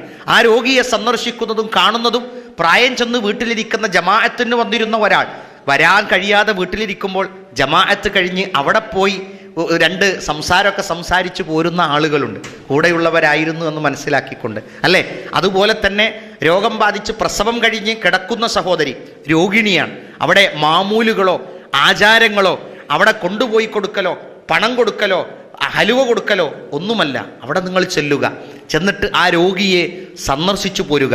രോഗിയുടെ സന്ദർശിക്കുന്നതിൻ്റെ പ്രാധാന്യം അഷ്റഫുൽ ഖൽഖ് റസൂലുള്ളാഹി സ്വല്ലല്ലാഹു അലൈഹി വസല്ലം പറഞ്ഞതും ഖുർആൻ പറഞ്ഞതും നിങ്ങൾ കേട്ടതാണ്. വാർദ്ധക്യമായ രോഗങ്ങൾ ഒരുപാട് വരുമ്പോൾ, പ്രഷർ, ഷുഗർ, കൊളസ്ട്രോൾ, അറ്റാക്ക്, ഇതൊക്കെ ഒരു സ്ഥിരമായ രോഗങ്ങളാണ്, നമുക്കൊക്കെ തന്നെ ഉള്ളതാണ്. ആരും അതിൽ നിന്ന് കുറഞ്ഞു പോയിട്ടില്ല. ഒരു കാരണം ഇതൊക്കെ അളക്കുന്ന മെഷീനുകൾ കണ്ടുപിടിച്ചു എന്നതാകാം ഈ രോഗങ്ങളെക്കുറിച്ചൊക്കെയുള്ള കണക്കുകൾ വരാൻ കാരണം. ബഹുമാന്യനായ വൈദ്യുത മന്ത്രി ഇന്നലെ പറഞ്ഞു, കേരളത്തിലുള്ള ജനങ്ങൾ പരാതിയെക്കുറിച്ച് പരാതി എങ്ങനെ കൊടുക്കണമെന്ന് ബോധ്യമുള്ളത് കൊണ്ടാണ് കേരളത്തിൽ ഓരോ രംഗത്തും കൂടുതൽ പരാതികൾ ഉള്ളത് എന്ന്. ഒരു സത്യത്തിൽ അങ്ങനെയായിരിക്കാം. മുമ്പ് ആളുകൾക്ക് വിവരമില്ലായിരുന്നു, ഇപ്പം എന്തിനും കയറി ചോദിക്കാൻ ഒരു യശസ്സുണ്ട്. അതുപോലെ നമ്മൾക്ക് രോഗങ്ങൾ തിട്ടപ്പെടുത്താൻ മിഷ്യനുകൾ വന്നതുകൊണ്ട് നമ്മളൊക്കെ പലരും നിത്യരോഗികളാണ് എന്ന് തോന്നിപ്പോവുകയാണ്. രോഗങ്ങൾ ഉണ്ടാകാം, പക്ഷേ നിങ്ങൾ ഈ വചനം കേൾക്കുക, അശദ്ദുന്നാസി ബലാഅൻ അൽ അംബിയാഉ. പരീക്ഷണം കൊണ്ട് ഈ ലോകത്ത് ഏറ്റവും കൂടുതൽ കഷ്ടപ്പെട്ടത് അള്ളാഹുവിൻ്റെ പ്രവാചകന്മാരാണ്. സുമ്മൽ അംസലു ഫൽ അംസൽ, പിന്നീട് അതുപോലെയുള്ളവർ. യുബ്തുലി അർറജുൽ അലാ ഹസ്ബി ദീനിഹി, ഒരു മനുഷ്യൻ അവൻ്റെ ദീനനുസരിച്ചാണ് പരീക്ഷിക്കപ്പെടുക. അവന്റെ ദീൻ ഉറച്ചതാണെങ്കിൽ അവന്റെ പരീക്ഷണവും ഉറച്ചതായിരിക്കും. അവന്റെ ദീൻ അത് ലോലമായതാണെങ്കിൽ അവന്റെ ദീനനുസരിച്ചായിരിക്കും അള്ളാഹു അവനെ പരീക്ഷിക്കുക എന്നാണ്. എൻ്റെ ദീൻ കുറവാണെങ്കിൽ എനിക്ക് രോഗങ്ങളൊക്കെ കുറവായിരിക്കാം, എനിക്ക് കാര്യമായ അസുഖങ്ങളൊന്നും ഉണ്ടായില്ല എന്നിരിക്കാം. എൻ്റെ ദീൻ ഉറച്ചതാണെങ്കിൽ എനിക്കിടയ്ക്കിടെ പരീക്ഷണങ്ങൾ വന്നുകൊണ്ടിരിക്കും, പ്രയാസങ്ങൾ വന്നുകൊണ്ടിരിക്കും. പ്രിയപ്പെട്ടവരെ, ചിലപ്പോൾ ഭാര്യമാർ നേരത്തെ രോഗിയായി എന്ന് വരാം, ചിലപ്പോൾ ഭർത്താവ് നേരത്തെ രോഗിയായി എന്ന് വരാം. അതിനെക്കുറിച്ചൊക്കെ ആരെങ്കിലും അയൽപ്പക്കത്തുനിന്ന് പറഞ്ഞാൽ അത് കേൾക്കുകയും അത് മനസ്സിൽ കുത്തുണ്ടാക്കുകയും അല്ല നമ്മളുടെ ഡ്യൂട്ടി, അല്ലേ? ഒരു ഭാര്യ രോഗിയായി കിടക്കുന്നു, അയൽപ്പക്കക്കാരെങ്കിലും ഒക്കെ പറഞ്ഞാണ്, ഇത് നല്ല ആരോഗ്യമുള്ള ആളാണ്, ഭാര്യ ഏതായാലും രോഗിയൊക്കെ ആയി മൂലൊക്കെ കിടന്നു, നിജൊരു പെണ്ണൊക്കെ കെട്ടി ഉഷാറായിട്ട് നടന്ന വെറുതെ എന്തിനാ കാലം കഴിക്കണേ. അങ്ങനെ ഇസ്ലാമികമായി നമുക്ക് വിവാഹത്തിന് അനുവാദം തന്നിട്ടുണ്ട്. അത് മുടക്കാനൊന്നും ആർക്കും ആകുന്നതല്ല. പക്ഷേ ആ കിടക്കുന്ന ക്യാൻസർ ബാധിച്ച് കിടക്കുന്ന ആ രോഗിയായ ഭാര്യയെ പരിപാലിക്കുന്നതിനിടയിൽ ആ ഇക്കയോട് പറഞ്ഞു, അബ്ദുറഹ്മാൻ കയോട് പറഞ്ഞു, അബ്ദുറഹ്മാൻ ക, നിങ്ങൾ വേറൊരു കല്യാണം കഴിച്ച് നിങ്ങൾ സുഖമായി കഴിഞ്ഞുകൂടെ, എന്നെ മക്കളൊക്കെ നോക്കൂലേ?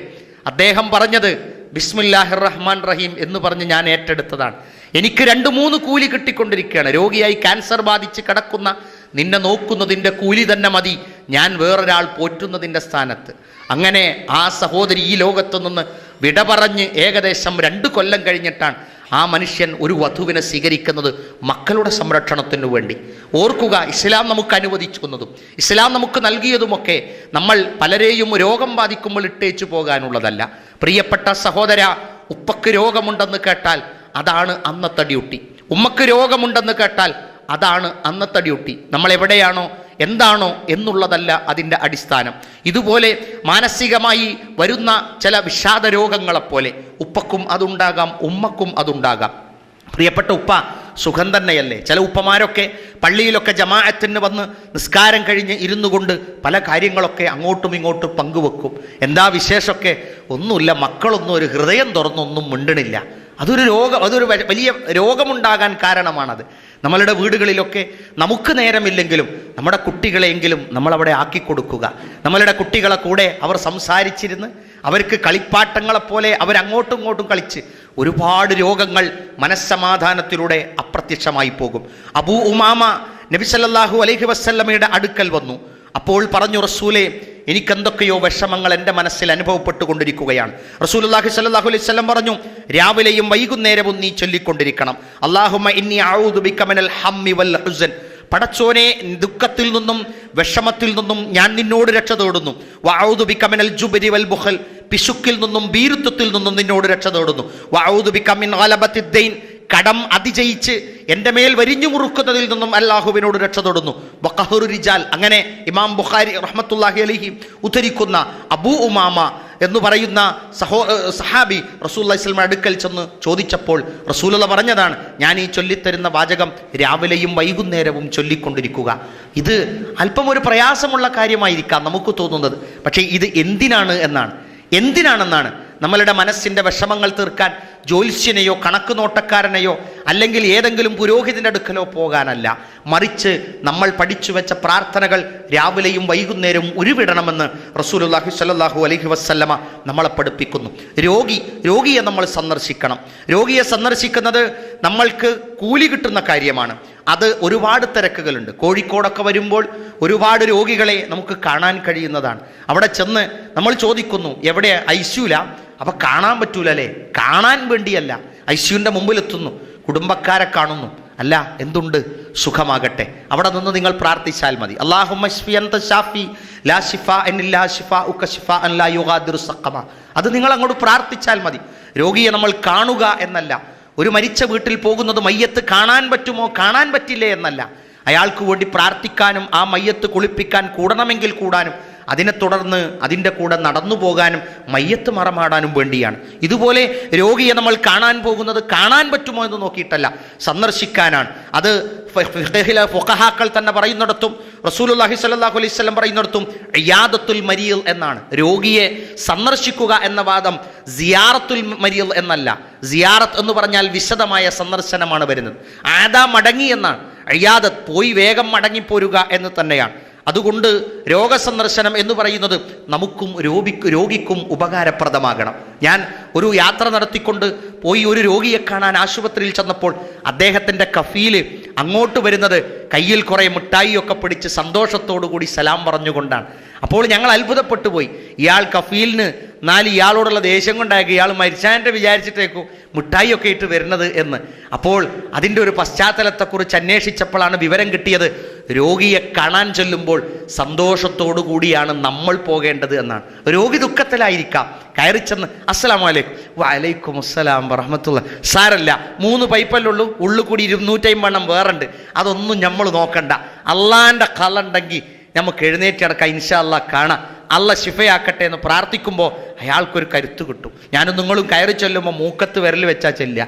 നമ്മൾ ചെല്ലുമ്പോൾ തന്നെ രോഗി വിചാരിക്കുന്ന മലക്കുൽ മൗത്തായിരിക്കും വരുന്നത്, ഇത്ര ബേജാറ് വിഷമത്തോടു കൂടി. അപ്പം അങ്ങനെയല്ല, ആശ്വസിപ്പിക്കുക, സന്തോഷിപ്പിക്കുക. മാത്രമല്ല അതൊരു കടം തീർക്കലാകാൻ പാടില്ല, അതൊരു ടൂറ് പോകലാകാൻ പാടില്ല. സഹോദരിമാരെ സ്വർണ്ണമൊക്കെ ധരിച്ച് സെൻ്റൊക്കെ പൂശി അല്ലേ, അതുപോലെയുള്ള എല്ലാ ആർഭാടങ്ങളും സ്വീകരിച്ച് രോഗിയായി കിടക്കുന്ന എന്നെ കാണുമ്പോൾ ഇവർക്കെന്താ ഇത്ര കൗതുകം എന്ന് തോന്നുന്ന രൂപത്തിലാകാൻ പാടില്ല. ഇതാ മരിള, രോഗിയായാൽ ഫഅദുഹു, നീ അവനെ സന്ദർശിക്കുക എന്നാണ്. ആ പദത്തിൽ തന്നെ പോയി വേഗം തിരിച്ചു വരിക എന്നൊരു അർത്ഥം കൂടിയുണ്ട് എന്ന് മുഹദ്ദിസുകൾ രേഖപ്പെടുത്തുകയാണ്. രോഗിയുടെ അടുക്കൽ ചെന്ന് ആ റൂമിലിരുന്നു കൊണ്ട് അവരെ വിഷമപ്പെടുത്തി അവരുടെ ജീവിതത്തിലെ ആവശ്യങ്ങൾ നിർവഹിക്കുന്നതിനും ഭാര്യയാവും ഭർത്താവും സംസാരിക്കുന്നതിനും ഒക്കെ തടസ്സം നിന്നുകൊണ്ട് അവിടെയുള്ള തീറ്റയും കുടിയും ചായയും കടിയുമായി നമ്മൾ ഇരിക്കാൻ പാടുള്ളതല്ല. ആ രോഗിക്ക് കഴിയുമെങ്കിൽ അവിടെ ഒരു ഇസ്ലാമിക അന്തരീക്ഷം ഉണ്ടാക്കാൻ നിങ്ങൾക്ക് സാധിക്കുന്നതാണ്. നിങ്ങൾ അവരുടെ കുടുംബക്കാരാണ്. അവരോട് ചോദിക്കുക, ഇവിടെ നിങ്ങൾ നിസ്കരിക്കാറുണ്ടോ? ഇല്ല. എന്താ നിസ്കരിക്കാത്തത്? അള്ളാഹു അല്ലേ ശിഫയാക്കുന്നത്? ഇത്താ നിങ്ങൾ എന്താണ്, ഒരു ഖുർആൻ ഉണ്ടോ ഇവിടെ റൂമിൽ കൊണ്ടുവന്നിട്ടുണ്ടോ? ഇല്ല, ഖുർആനൊക്കെ വീട്ടിലാണ്, ഇവിടെ നമ്മൾ ഓതണ്ടേ? അങ്ങനെ ഒരു ഇസ്ലാമിൻ്റെ ഒരു സിറ്റുവേഷനിലേക്ക് ആ രോഗത്തിൻ്റെ ശിഫയെ നിങ്ങൾ കൊണ്ടുവന്നാൽ നിങ്ങളോട് ആ കുടുംബത്തിന് ഏറ്റവും കൂടുതൽ സ്നേഹമുണ്ടാകും. കാരണം എല്ലാ യന്ത്ര സാമഗ്രികളും പൈപ്പും കുഴലുമായിരിക്കുന്ന അവർക്ക് നിങ്ങളുടെ ചെല്ലൽ ഒരു ആശ്വാസകരമാകും. അതുകൊണ്ട് കഷ്ടപ്പെടുത്തലാവരുത്. ആ രോഗിയെ സന്ദർശിക്കുന്നതിൻ്റെ കൂലി ആയിരിക്കണം. മഹാനായ റസൂലുള്ളാഹി സ്വല്ലല്ലാഹു അലൈഹി വസല്ലം ഒരു രോഗിയെ സന്ദർശിക്കാൻ 3 ദിവസത്തോളം കാത്തിരിക്കുമായിരുന്നു എന്നാണ്. എന്താണ് അതിൻ്റെ യുക്തി എന്ന് അത് അള്ളാഹുവിനും അള്ളാഹുവിൻ്റെ റസൂലിനുമാണ് അറിയുക. കാനൻ നബി സ്വല്ലല്ലാഹു അലൈഹി വസല്ലം ലാ യഊദു മരിളൻ ഇല്ലാ ബഅദ സലാത്ത്. 3 ദിവസം കാത്തിരുന്നു കൊണ്ടല്ലാതെ റസൂലുള്ളാഹി സ്വല്ലല്ലാഹു അലൈഹി വസല്ലം ഒരു രോഗിയെ സന്ദർശിക്കാൻ ഇറങ്ങിപ്പുറപ്പെടാറില്ലായിരുന്നു. കാരണം ഒരാൾ രോഗിയായി എന്ന് കേൾക്കുന്ന ഉടനെ തന്നെ ഇറങ്ങിപ്പുറപ്പെടാത്തത് ആ രോഗിയായുടെ വീട്ടിലൊക്കെ ചില കാര്യങ്ങൾ കൂടിയാലോചിക്കാനും അവർ തന്നെയും ആ രോഗത്തിൻ്റെ അവസ്ഥയിലേക്ക് എത്താനും ഉണ്ടായിരിക്കുമോ, അല്ലാഹു അഅലം. അതല്ലെങ്കിൽ അയാളുടെ രോഗം 2 ദിവസം കഴിഞ്ഞ് ശമനമാകുമോ ഇല്ലേ, 3 ദിവസം കഴിയുമ്പോഴാണ് അയാൾ ഒരു രോഗിയായി ഇസ്ലാം കാണുന്നത്. ഏതുപോലെ ഒരാൾ തുമ്മുന്നു, അൽഹംദുലില്ലാ എന്ന് അയാൾ പറയുന്നു, ഇർഹമുക്കുമുള്ള എന്ന് നമ്മൾ പറയുന്നു. രണ്ടാമതും അയാൾ തുമ്മുന്നു, അയാൾ അൽഹംദുലില്ലാ പറയുന്നു, നമ്മൾ ഇർഹമുക്കുമുള്ള പറയുന്നു, അയാൾ യഹ്ദീക്കുമുള്ള പറയുന്നു. വീണ്ടും അയാൾ തുമ്മിയാൽ റസൂലുള്ളാഹി സ്വല്ലല്ലാഹു അലൈഹി വസല്ലം പറഞ്ഞു, അയാൾ ജലദോഷം ബാധിച്ചവനാണ്, നീ അതിന് മറുപടി പറഞ്ഞ് പ്രയാസപ്പെടണം എന്നില്ല എന്നാണ്. നമുക്ക് പറയാം.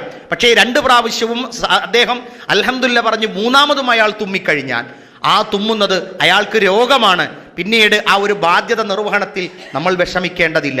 അതുപോലെ തന്നെയാകാം ചിലപ്പോൾ റസൂലുള്ളാഹി സ്വല്ലല്ലാഹു അലൈഹി വസല്ലം ഒരാൾ രോഗിയായി എന്ന് കേട്ടാൽ 3 ദിവസം കഴിഞ്ഞ് റസൂലുള്ള സലാം പറഞ്ഞുകൊണ്ട് അയാൾക്ക് വേണ്ടി പ്രാർത്ഥിച്ചുകൊണ്ട് ചെല്ലുമായിരുന്നു എന്നാണ്. രോഗവും വേദനയും നമ്മളുടെ ശരീരത്തിന് തലവേദന വരിക, തലവേദനക്ക് നമുക്കറിയാം ഇന്ന് പാരസെറ്റാമോൾ എന്ന് ഞാനും നിങ്ങളും സ്ഥിരമായി കഴിച്ചുകൊണ്ടിരുന്ന, ഞാനും അടക്കം അറിവില്ലായ്മ കൊണ്ട് സ്ഥിരമായി കഴിച്ചിരുന്ന ആ പാരസെറ്റാമോളിൻ്റെ മുകളിലുള്ള ഒരു എഴുത്ത് തന്നെ വായിക്കാൻ അടുത്തിടെ ഒരു പ്രൊജക്ടറിൽ കഴിഞ്ഞു. അപ്പോൾ അതിൽ തന്നെ എഴുതി വെച്ചിരിക്കുന്നു, ആദ്യം നിങ്ങളുടെ ലിവറിന് ബാധിക്കുന്ന അങ്ങേയറ്റത്തെ വേദന സംഹാരിയാണ് ഇത് എന്നാണ്. അപ്പോൾ റസൂലുള്ള പറഞ്ഞ വാചകം ഞാനും നിങ്ങളും കേൾക്കുക. രോഗവും അതുപോലെ തന്നെ വേദനയും തമ്മിൽ ബന്ധപ്പെട്ടതാണ്. നമ്മളുടെ ഏതെങ്കിലും ഒരു അവയവത്തിന് രോഗം വന്നാൽ ശരീരം മുഴുവനും വേദനയോടുകൂടെ അതിനോട് അനുകമ്പ പ്രകടിപ്പിക്കുന്നു, അഭിവാദനം പ്രകടിപ്പിക്കുന്നു എന്നാണ്. അതുകൊണ്ട് വേദനക്ക് വേദന സംഹാരി ഉപയോഗിക്കുന്ന സ്വഭാവങ്ങൾ നമ്മൾ കുറേയൊക്കെ ക്രമീകരിക്കേണ്ടിയിരിക്കുന്നു. എന്തുകൊണ്ടാണ് വേദന എന്ന് അറിയുകയും അന്വേഷിക്കുകയും ചെയ്യുന്നതിന് പകരം വേദന വരുന്നിടത്ത് വേദന സംഹാരി പോലെയുള്ള അല്ലേ, എനിക്ക് നിങ്ങൾക്കും അറിയാവുന്നതാണ്, വിക്സ് പോലെ ടൈഗർ ബാം പോലെയൊക്കെയുള്ള വസ്തുക്കൾ.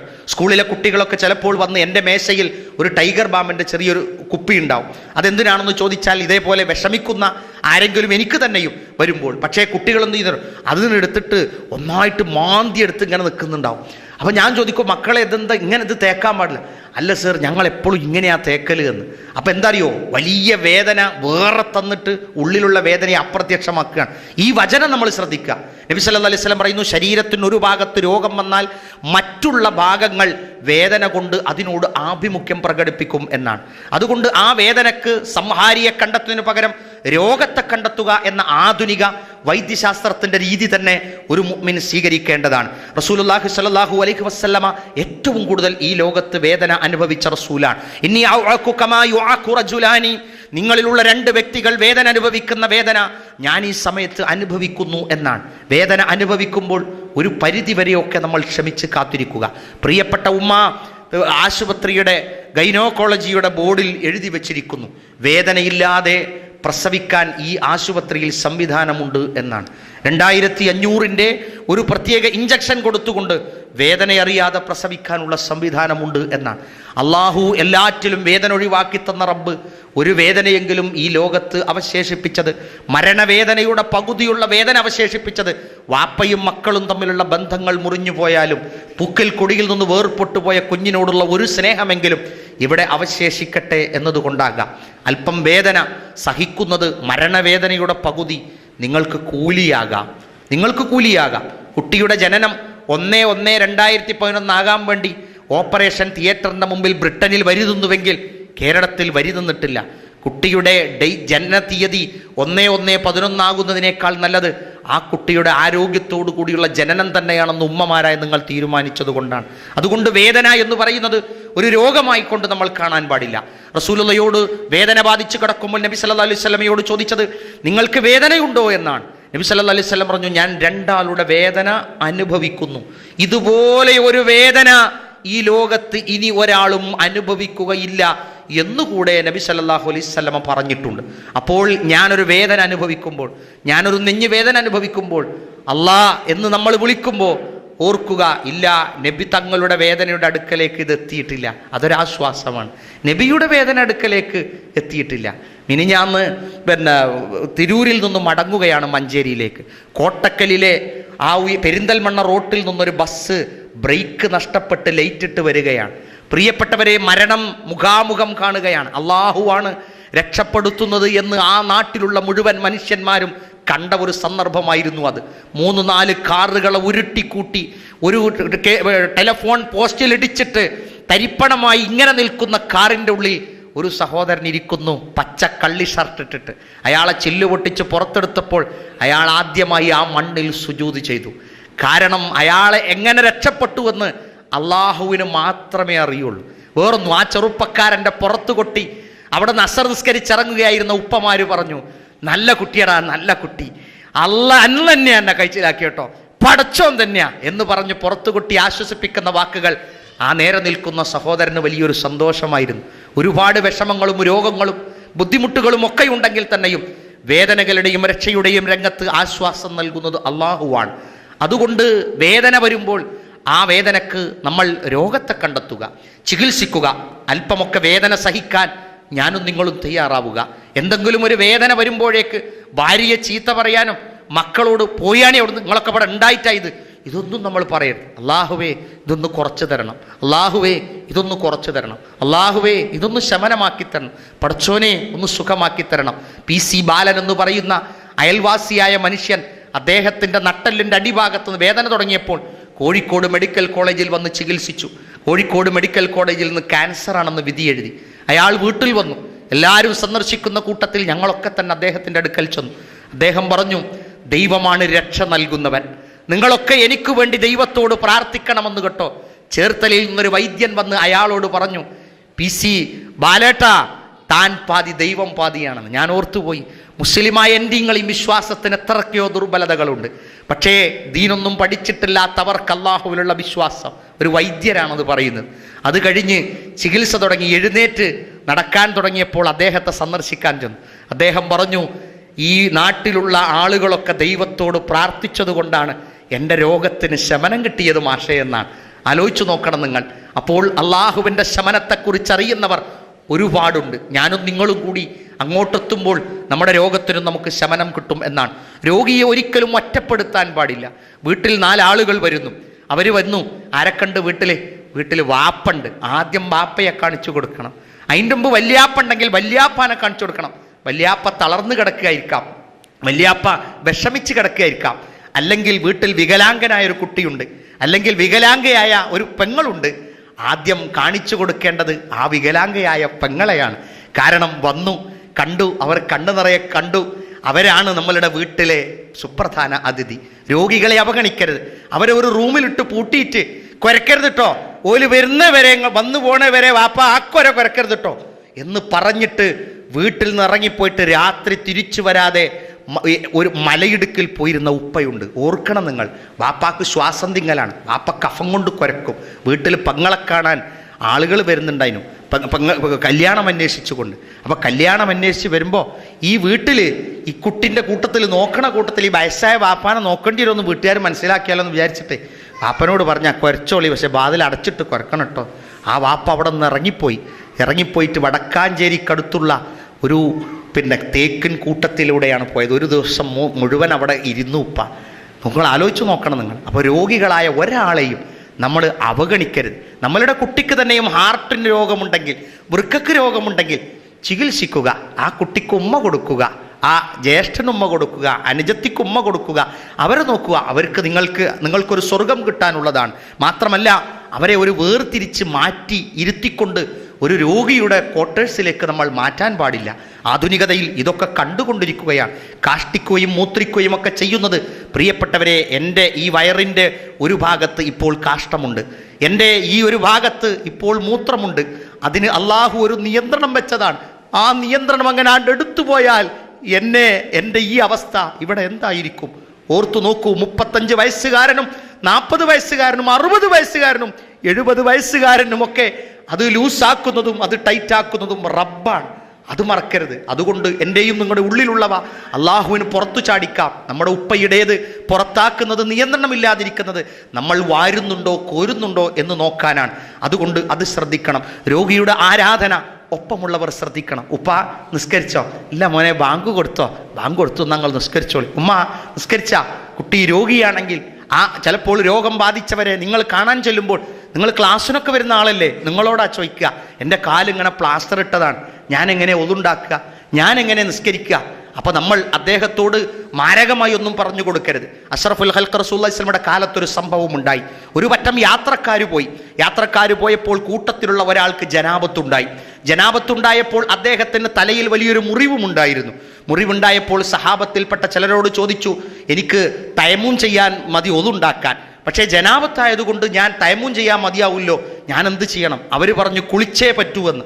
അങ്ങനെ അയാൾ കുളിച്ചു. അയാൾക്ക് രോഗം മൂർച്ഛിച്ചു, അയാൾ മരണം സംഭവിച്ചു.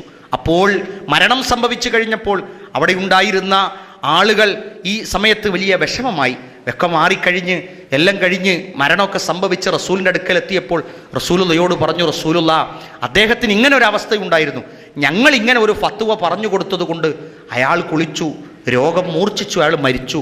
മുത്തു റസൂലുള്ള പറഞ്ഞു, നിങ്ങളുടെ അജ്ഞത കൊണ്ട് നിങ്ങൾ അയാളെ കൊന്നു കളഞ്ഞുവല്ലേ. ആ വാക്കുകൊണ്ട് വലിയ ഭേദകമാണ് നമുക്കൊക്കെ. കാരണം നമ്മളുടെ അജ്ഞത നമ്മളുടെ ഒരു കുടുംബ ബന്ധുവിൻ്റെ വിഷമമുണ്ടാക്കാൻ പാടില്ല.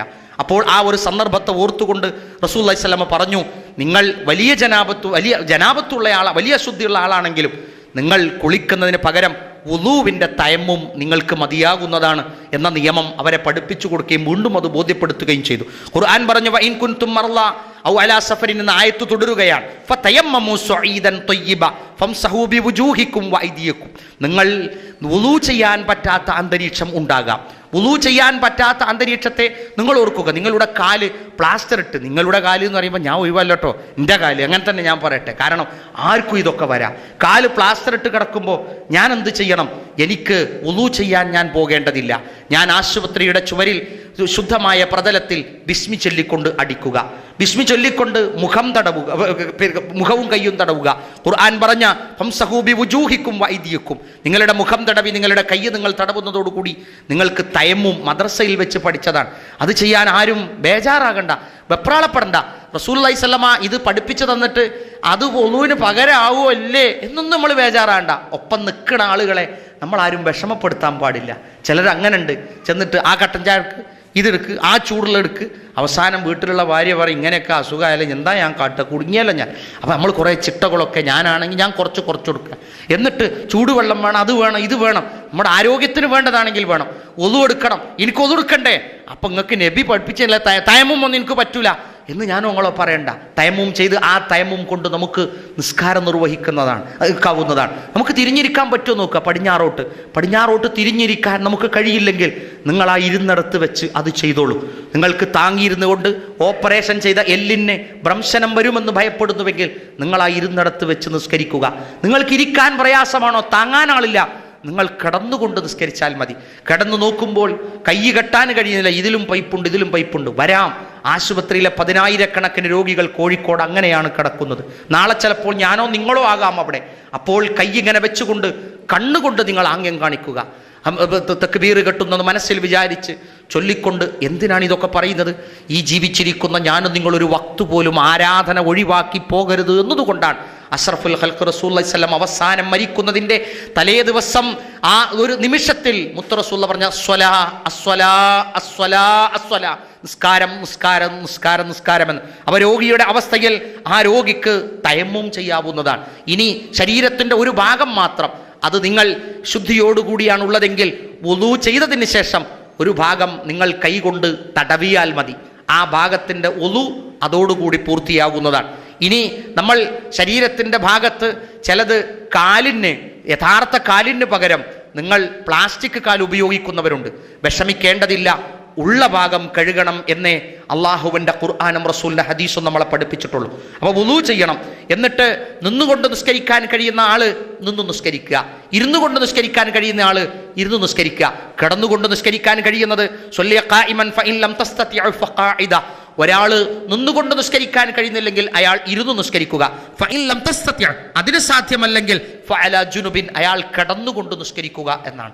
അതുകൊണ്ട് രോഗിയുടെ അടുക്കൽ നിങ്ങളോട് ഞാനിത് പറയുന്നത് നിങ്ങൾക്കിത് അറിയാഞ്ഞിട്ടല്ല. പ്രിയപ്പെട്ടവരെ, നിങ്ങളൊക്കെ ഓരോ കുടുംബത്തിൻ്റെ നെടുന്തൂണുകളാണ്. അത് നിങ്ങൾ മനസ്സിലാക്കണം. ഈ ക്ലാസ്സിന് നിങ്ങളുടെ കുടുംബത്തിൽ നിന്ന് നിങ്ങൾ ഒരാളാണ് വന്നിട്ടുള്ളത്, അല്ലെങ്കിൽ 2 ആളാണ്. ഇതൊക്കെ നിങ്ങളുടെ കുടുംബത്തിൽ സംഭവിക്കുമ്പോൾ അവിടെ അവർ കാത്തിരിക്കുന്നത് മരുന്നിൻ്റെ ലിസ്റ്റോ മരുന്നിൻ്റെ പൈസയോ അല്ല. നിങ്ങളിൽ നിന്ന് അവർ കാത്തിരിക്കുന്നത് ഇതാണ്: എങ്ങനെ ഞങ്ങൾ നിസ്കരിക്കണം, എങ്ങനെയാണ് ഞങ്ങൾ ആരാധന നിർവഹിക്കേണ്ടത്. നിങ്ങൾ അവർക്കത് പറഞ്ഞു കൊടുക്കണം, അവരെ ആശ്വസിപ്പിക്കണം. അവർക്കുള്ള ഫത്വകൾ എന്ന് പറയുന്നത് നിങ്ങൾക്കറിയാവുന്ന വിധികളെ അവർക്ക് നിങ്ങൾ കൈമാറിക്കൊടുക്കണം. ഇത് റസൂലുള്ളാഹി സ്വല്ലല്ലാഹു അലൈഹി വസല്ലമ പഠിപ്പിച്ചതാണ്. രോഗത്തിൽ നിന്ന് ശിഫയായി കഴിഞ്ഞാൽ, രോഗിയാകുമ്പോൾ ഞാനും നിങ്ങളും അള്ളാഹുവിനെ ഓർക്കുകയും ആത്മാർത്ഥമായ ഭക്തി ഉണ്ടാവുകയും ചെയ്യും. അത് സ്വാഭാവികമാണ്. എന്തുകൊണ്ടാണെന്നറിയില്ല, രോഗം വരുമ്പോൾ നമ്മളൊരു പകുതിയാകും. രോഗിയായി കിടക്കുന്നത് ഒരു പരാതിയാകാതെ നിങ്ങൾ ക്ഷമിച്ചാൽ കൂലി കിട്ടുമെന്ന് കഴിഞ്ഞ ക്ലാസ്സിൽ പറഞ്ഞതുകൊണ്ടാണ് അത് ഇവിടെ ഉദ്ധരിക്കാത്തത്. ശിഫയാകുമ്പോൾ ഇബ്രാഹിം അലൈഹിസ്സലാത്തു വസ്സലാം അള്ളാഹുവിനെ കുറിച്ച് ഓർത്തത് ഇദാ മരിൽതു ഫഹുവ യശ്ഫീനി, ഞാൻ രോഗിയായാൽ അള്ളാഹുവാണ് എന്നെ സുഖപ്പെടുത്തുന്നത് എന്നാണ്. അപ്പോൾ ആളുകൾ വന്ന് ചോദിക്കും, രോഗിയായി ഞാനും നിങ്ങളും കിടക്കുമ്പോഴേ എങ്ങനെയുണ്ട്? അതിപ്പോൾ നമ്മളെ ഗോപാലൻ വൈദ്യർ എന്നാ മരുന്നിൻ്റെ തൗഫീഖ് കൊണ്ട് ഇങ്ങനെ നീച്ചിറക്കുന്നുണ്ടെന്ന് അങ്ങനെയല്ല പറയുക. അള്ളാഹുവിൻ്റെ തൗഫീഖ് കൊണ്ട് അൽഹംദുലില്ലാ എഴുന്നേറ്റ് നടക്കുന്നുണ്ട്. അള്ളാഹു ഒന്ന് ഇടക്ക് വാക്കിൽ ഇങ്ങനെ പറയണം, ഇടക്ക് ഇങ്ങനെയും പറയാം. എൻ്റെ കുട്ടികളും മക്കളൊക്കെ ഒരു വെറുപ്പൊന്നുമില്ലാതെ ഞാൻ നോക്കുന്നുണ്ട്, അൽഹംദുലില്ലാ. അപ്പോൾ കുട്ടികൾക്കും തന്നെ അപ്പം നിങ്ങൾ ഇതൊക്കെ ഒന്ന് അറിയണമൊക്കെ ഉണ്ടല്ലേ എന്നൊരു സന്തോഷമൊക്കെ ആവുകയും ചെയ്യുമല്ലോ. അല്ലാതെ ആര് നോക്കണം ബലോ എന്നൊരു ചോദ്യം ചോദിക്കും, ഓലെന്നെ നോക്കാൻ ഉണ്ടാവുകയുള്ളൂ. അപ്പം അങ്ങനെയൊക്കെ വാക്കുകളെ കൊണ്ട് നമ്മൾ ഒരിക്കലും ആരെയും വേദനിപ്പിക്കാൻ പാടില്ല. നിങ്ങളെയും ആരും ഇങ്ങോട്ടും വേദനിപ്പിക്കാൻ പാടില്ല, അങ്ങോട്ടും വേദനിപ്പിക്കാൻ പാടില്ല. നോക്കണേ, അൽഹംദുലില്ലാ. മക്കൾ 5-6 മക്കളൊക്കെ ഉണ്ടാകുമ്പോൾ മക്കൾ പിന്നെ ആശുപത്രി കൊണ്ടുപോകാൻ അല്ലേന്ന് ഓട്ടോറിക്ഷക്കാരൻ ചോദിക്കുമ്പോൾ മോനെ ഒന്നും പറഞ്ഞിട്ട് കാര്യമല്ല, അങ്ങാടിയിൽ വെച്ച് ഓട്ടോറിക്ഷയിൽ വെച്ച് വല്യാപ്പ എന്നെ കാണുമ്പോൾ മക്കൾ ചോദിക്കും, പാപ്പ ഒരു വാക്ക് പറഞ്ഞൂടെ, ഒരു മിസ്സടിച്ചൂടെ ഞങ്ങൾക്ക്, എന്നാൽ ഞാൻ വരൂലേ. അങ്ങനെയുള്ളത് ഉപയോഗപ്പെടുത്താത്ത വാപ്പാരുണ്ട്. 5-6 മക്കളും നോക്കാൻ തയ്യാറായിട്ട് ഓലെ സേവയൊന്നും എനിക്ക് വേണ്ട എന്ന് അത് നിങ്ങൾ തള്ളിക്കളയാം. അത് ഈ ലോകത്ത് നിങ്ങൾക്ക് അവകാശപ്പെട്ടതാണ്. നിങ്ങളെ മക്കൾ നിങ്ങളെ നോക്കുക എന്നുള്ളത് നിങ്ങളൊക്കെ അവകാശപ്പെട്ട. നിങ്ങൾക്ക് സ്വന്തമായിട്ട് കരുത്തുണ്ടെങ്കിലും ആരോഗ്യമുണ്ടെങ്കിലും അത് നിങ്ങൾ ഉപയോഗിച്ചിട്ടില്ലെങ്കിൽ അടുത്ത തലമുറ അത് വേണ്ടാന്ന് വെക്കും. നമുക്ക് കിട്ടിയ ഫണ്ട് ഉപയോഗിച്ചിട്ടില്ലെങ്കിൽ അത് വേണ്ടാന്ന് വെക്കും. അതുകൊണ്ട് എന്ത് ചെയ്യണം, മോനെ ആശുപത്രി പോകണം, ആരും എൻ്റെ ഒപ്പം വേണ്ട, എന്നാലും ഈ പോരണം.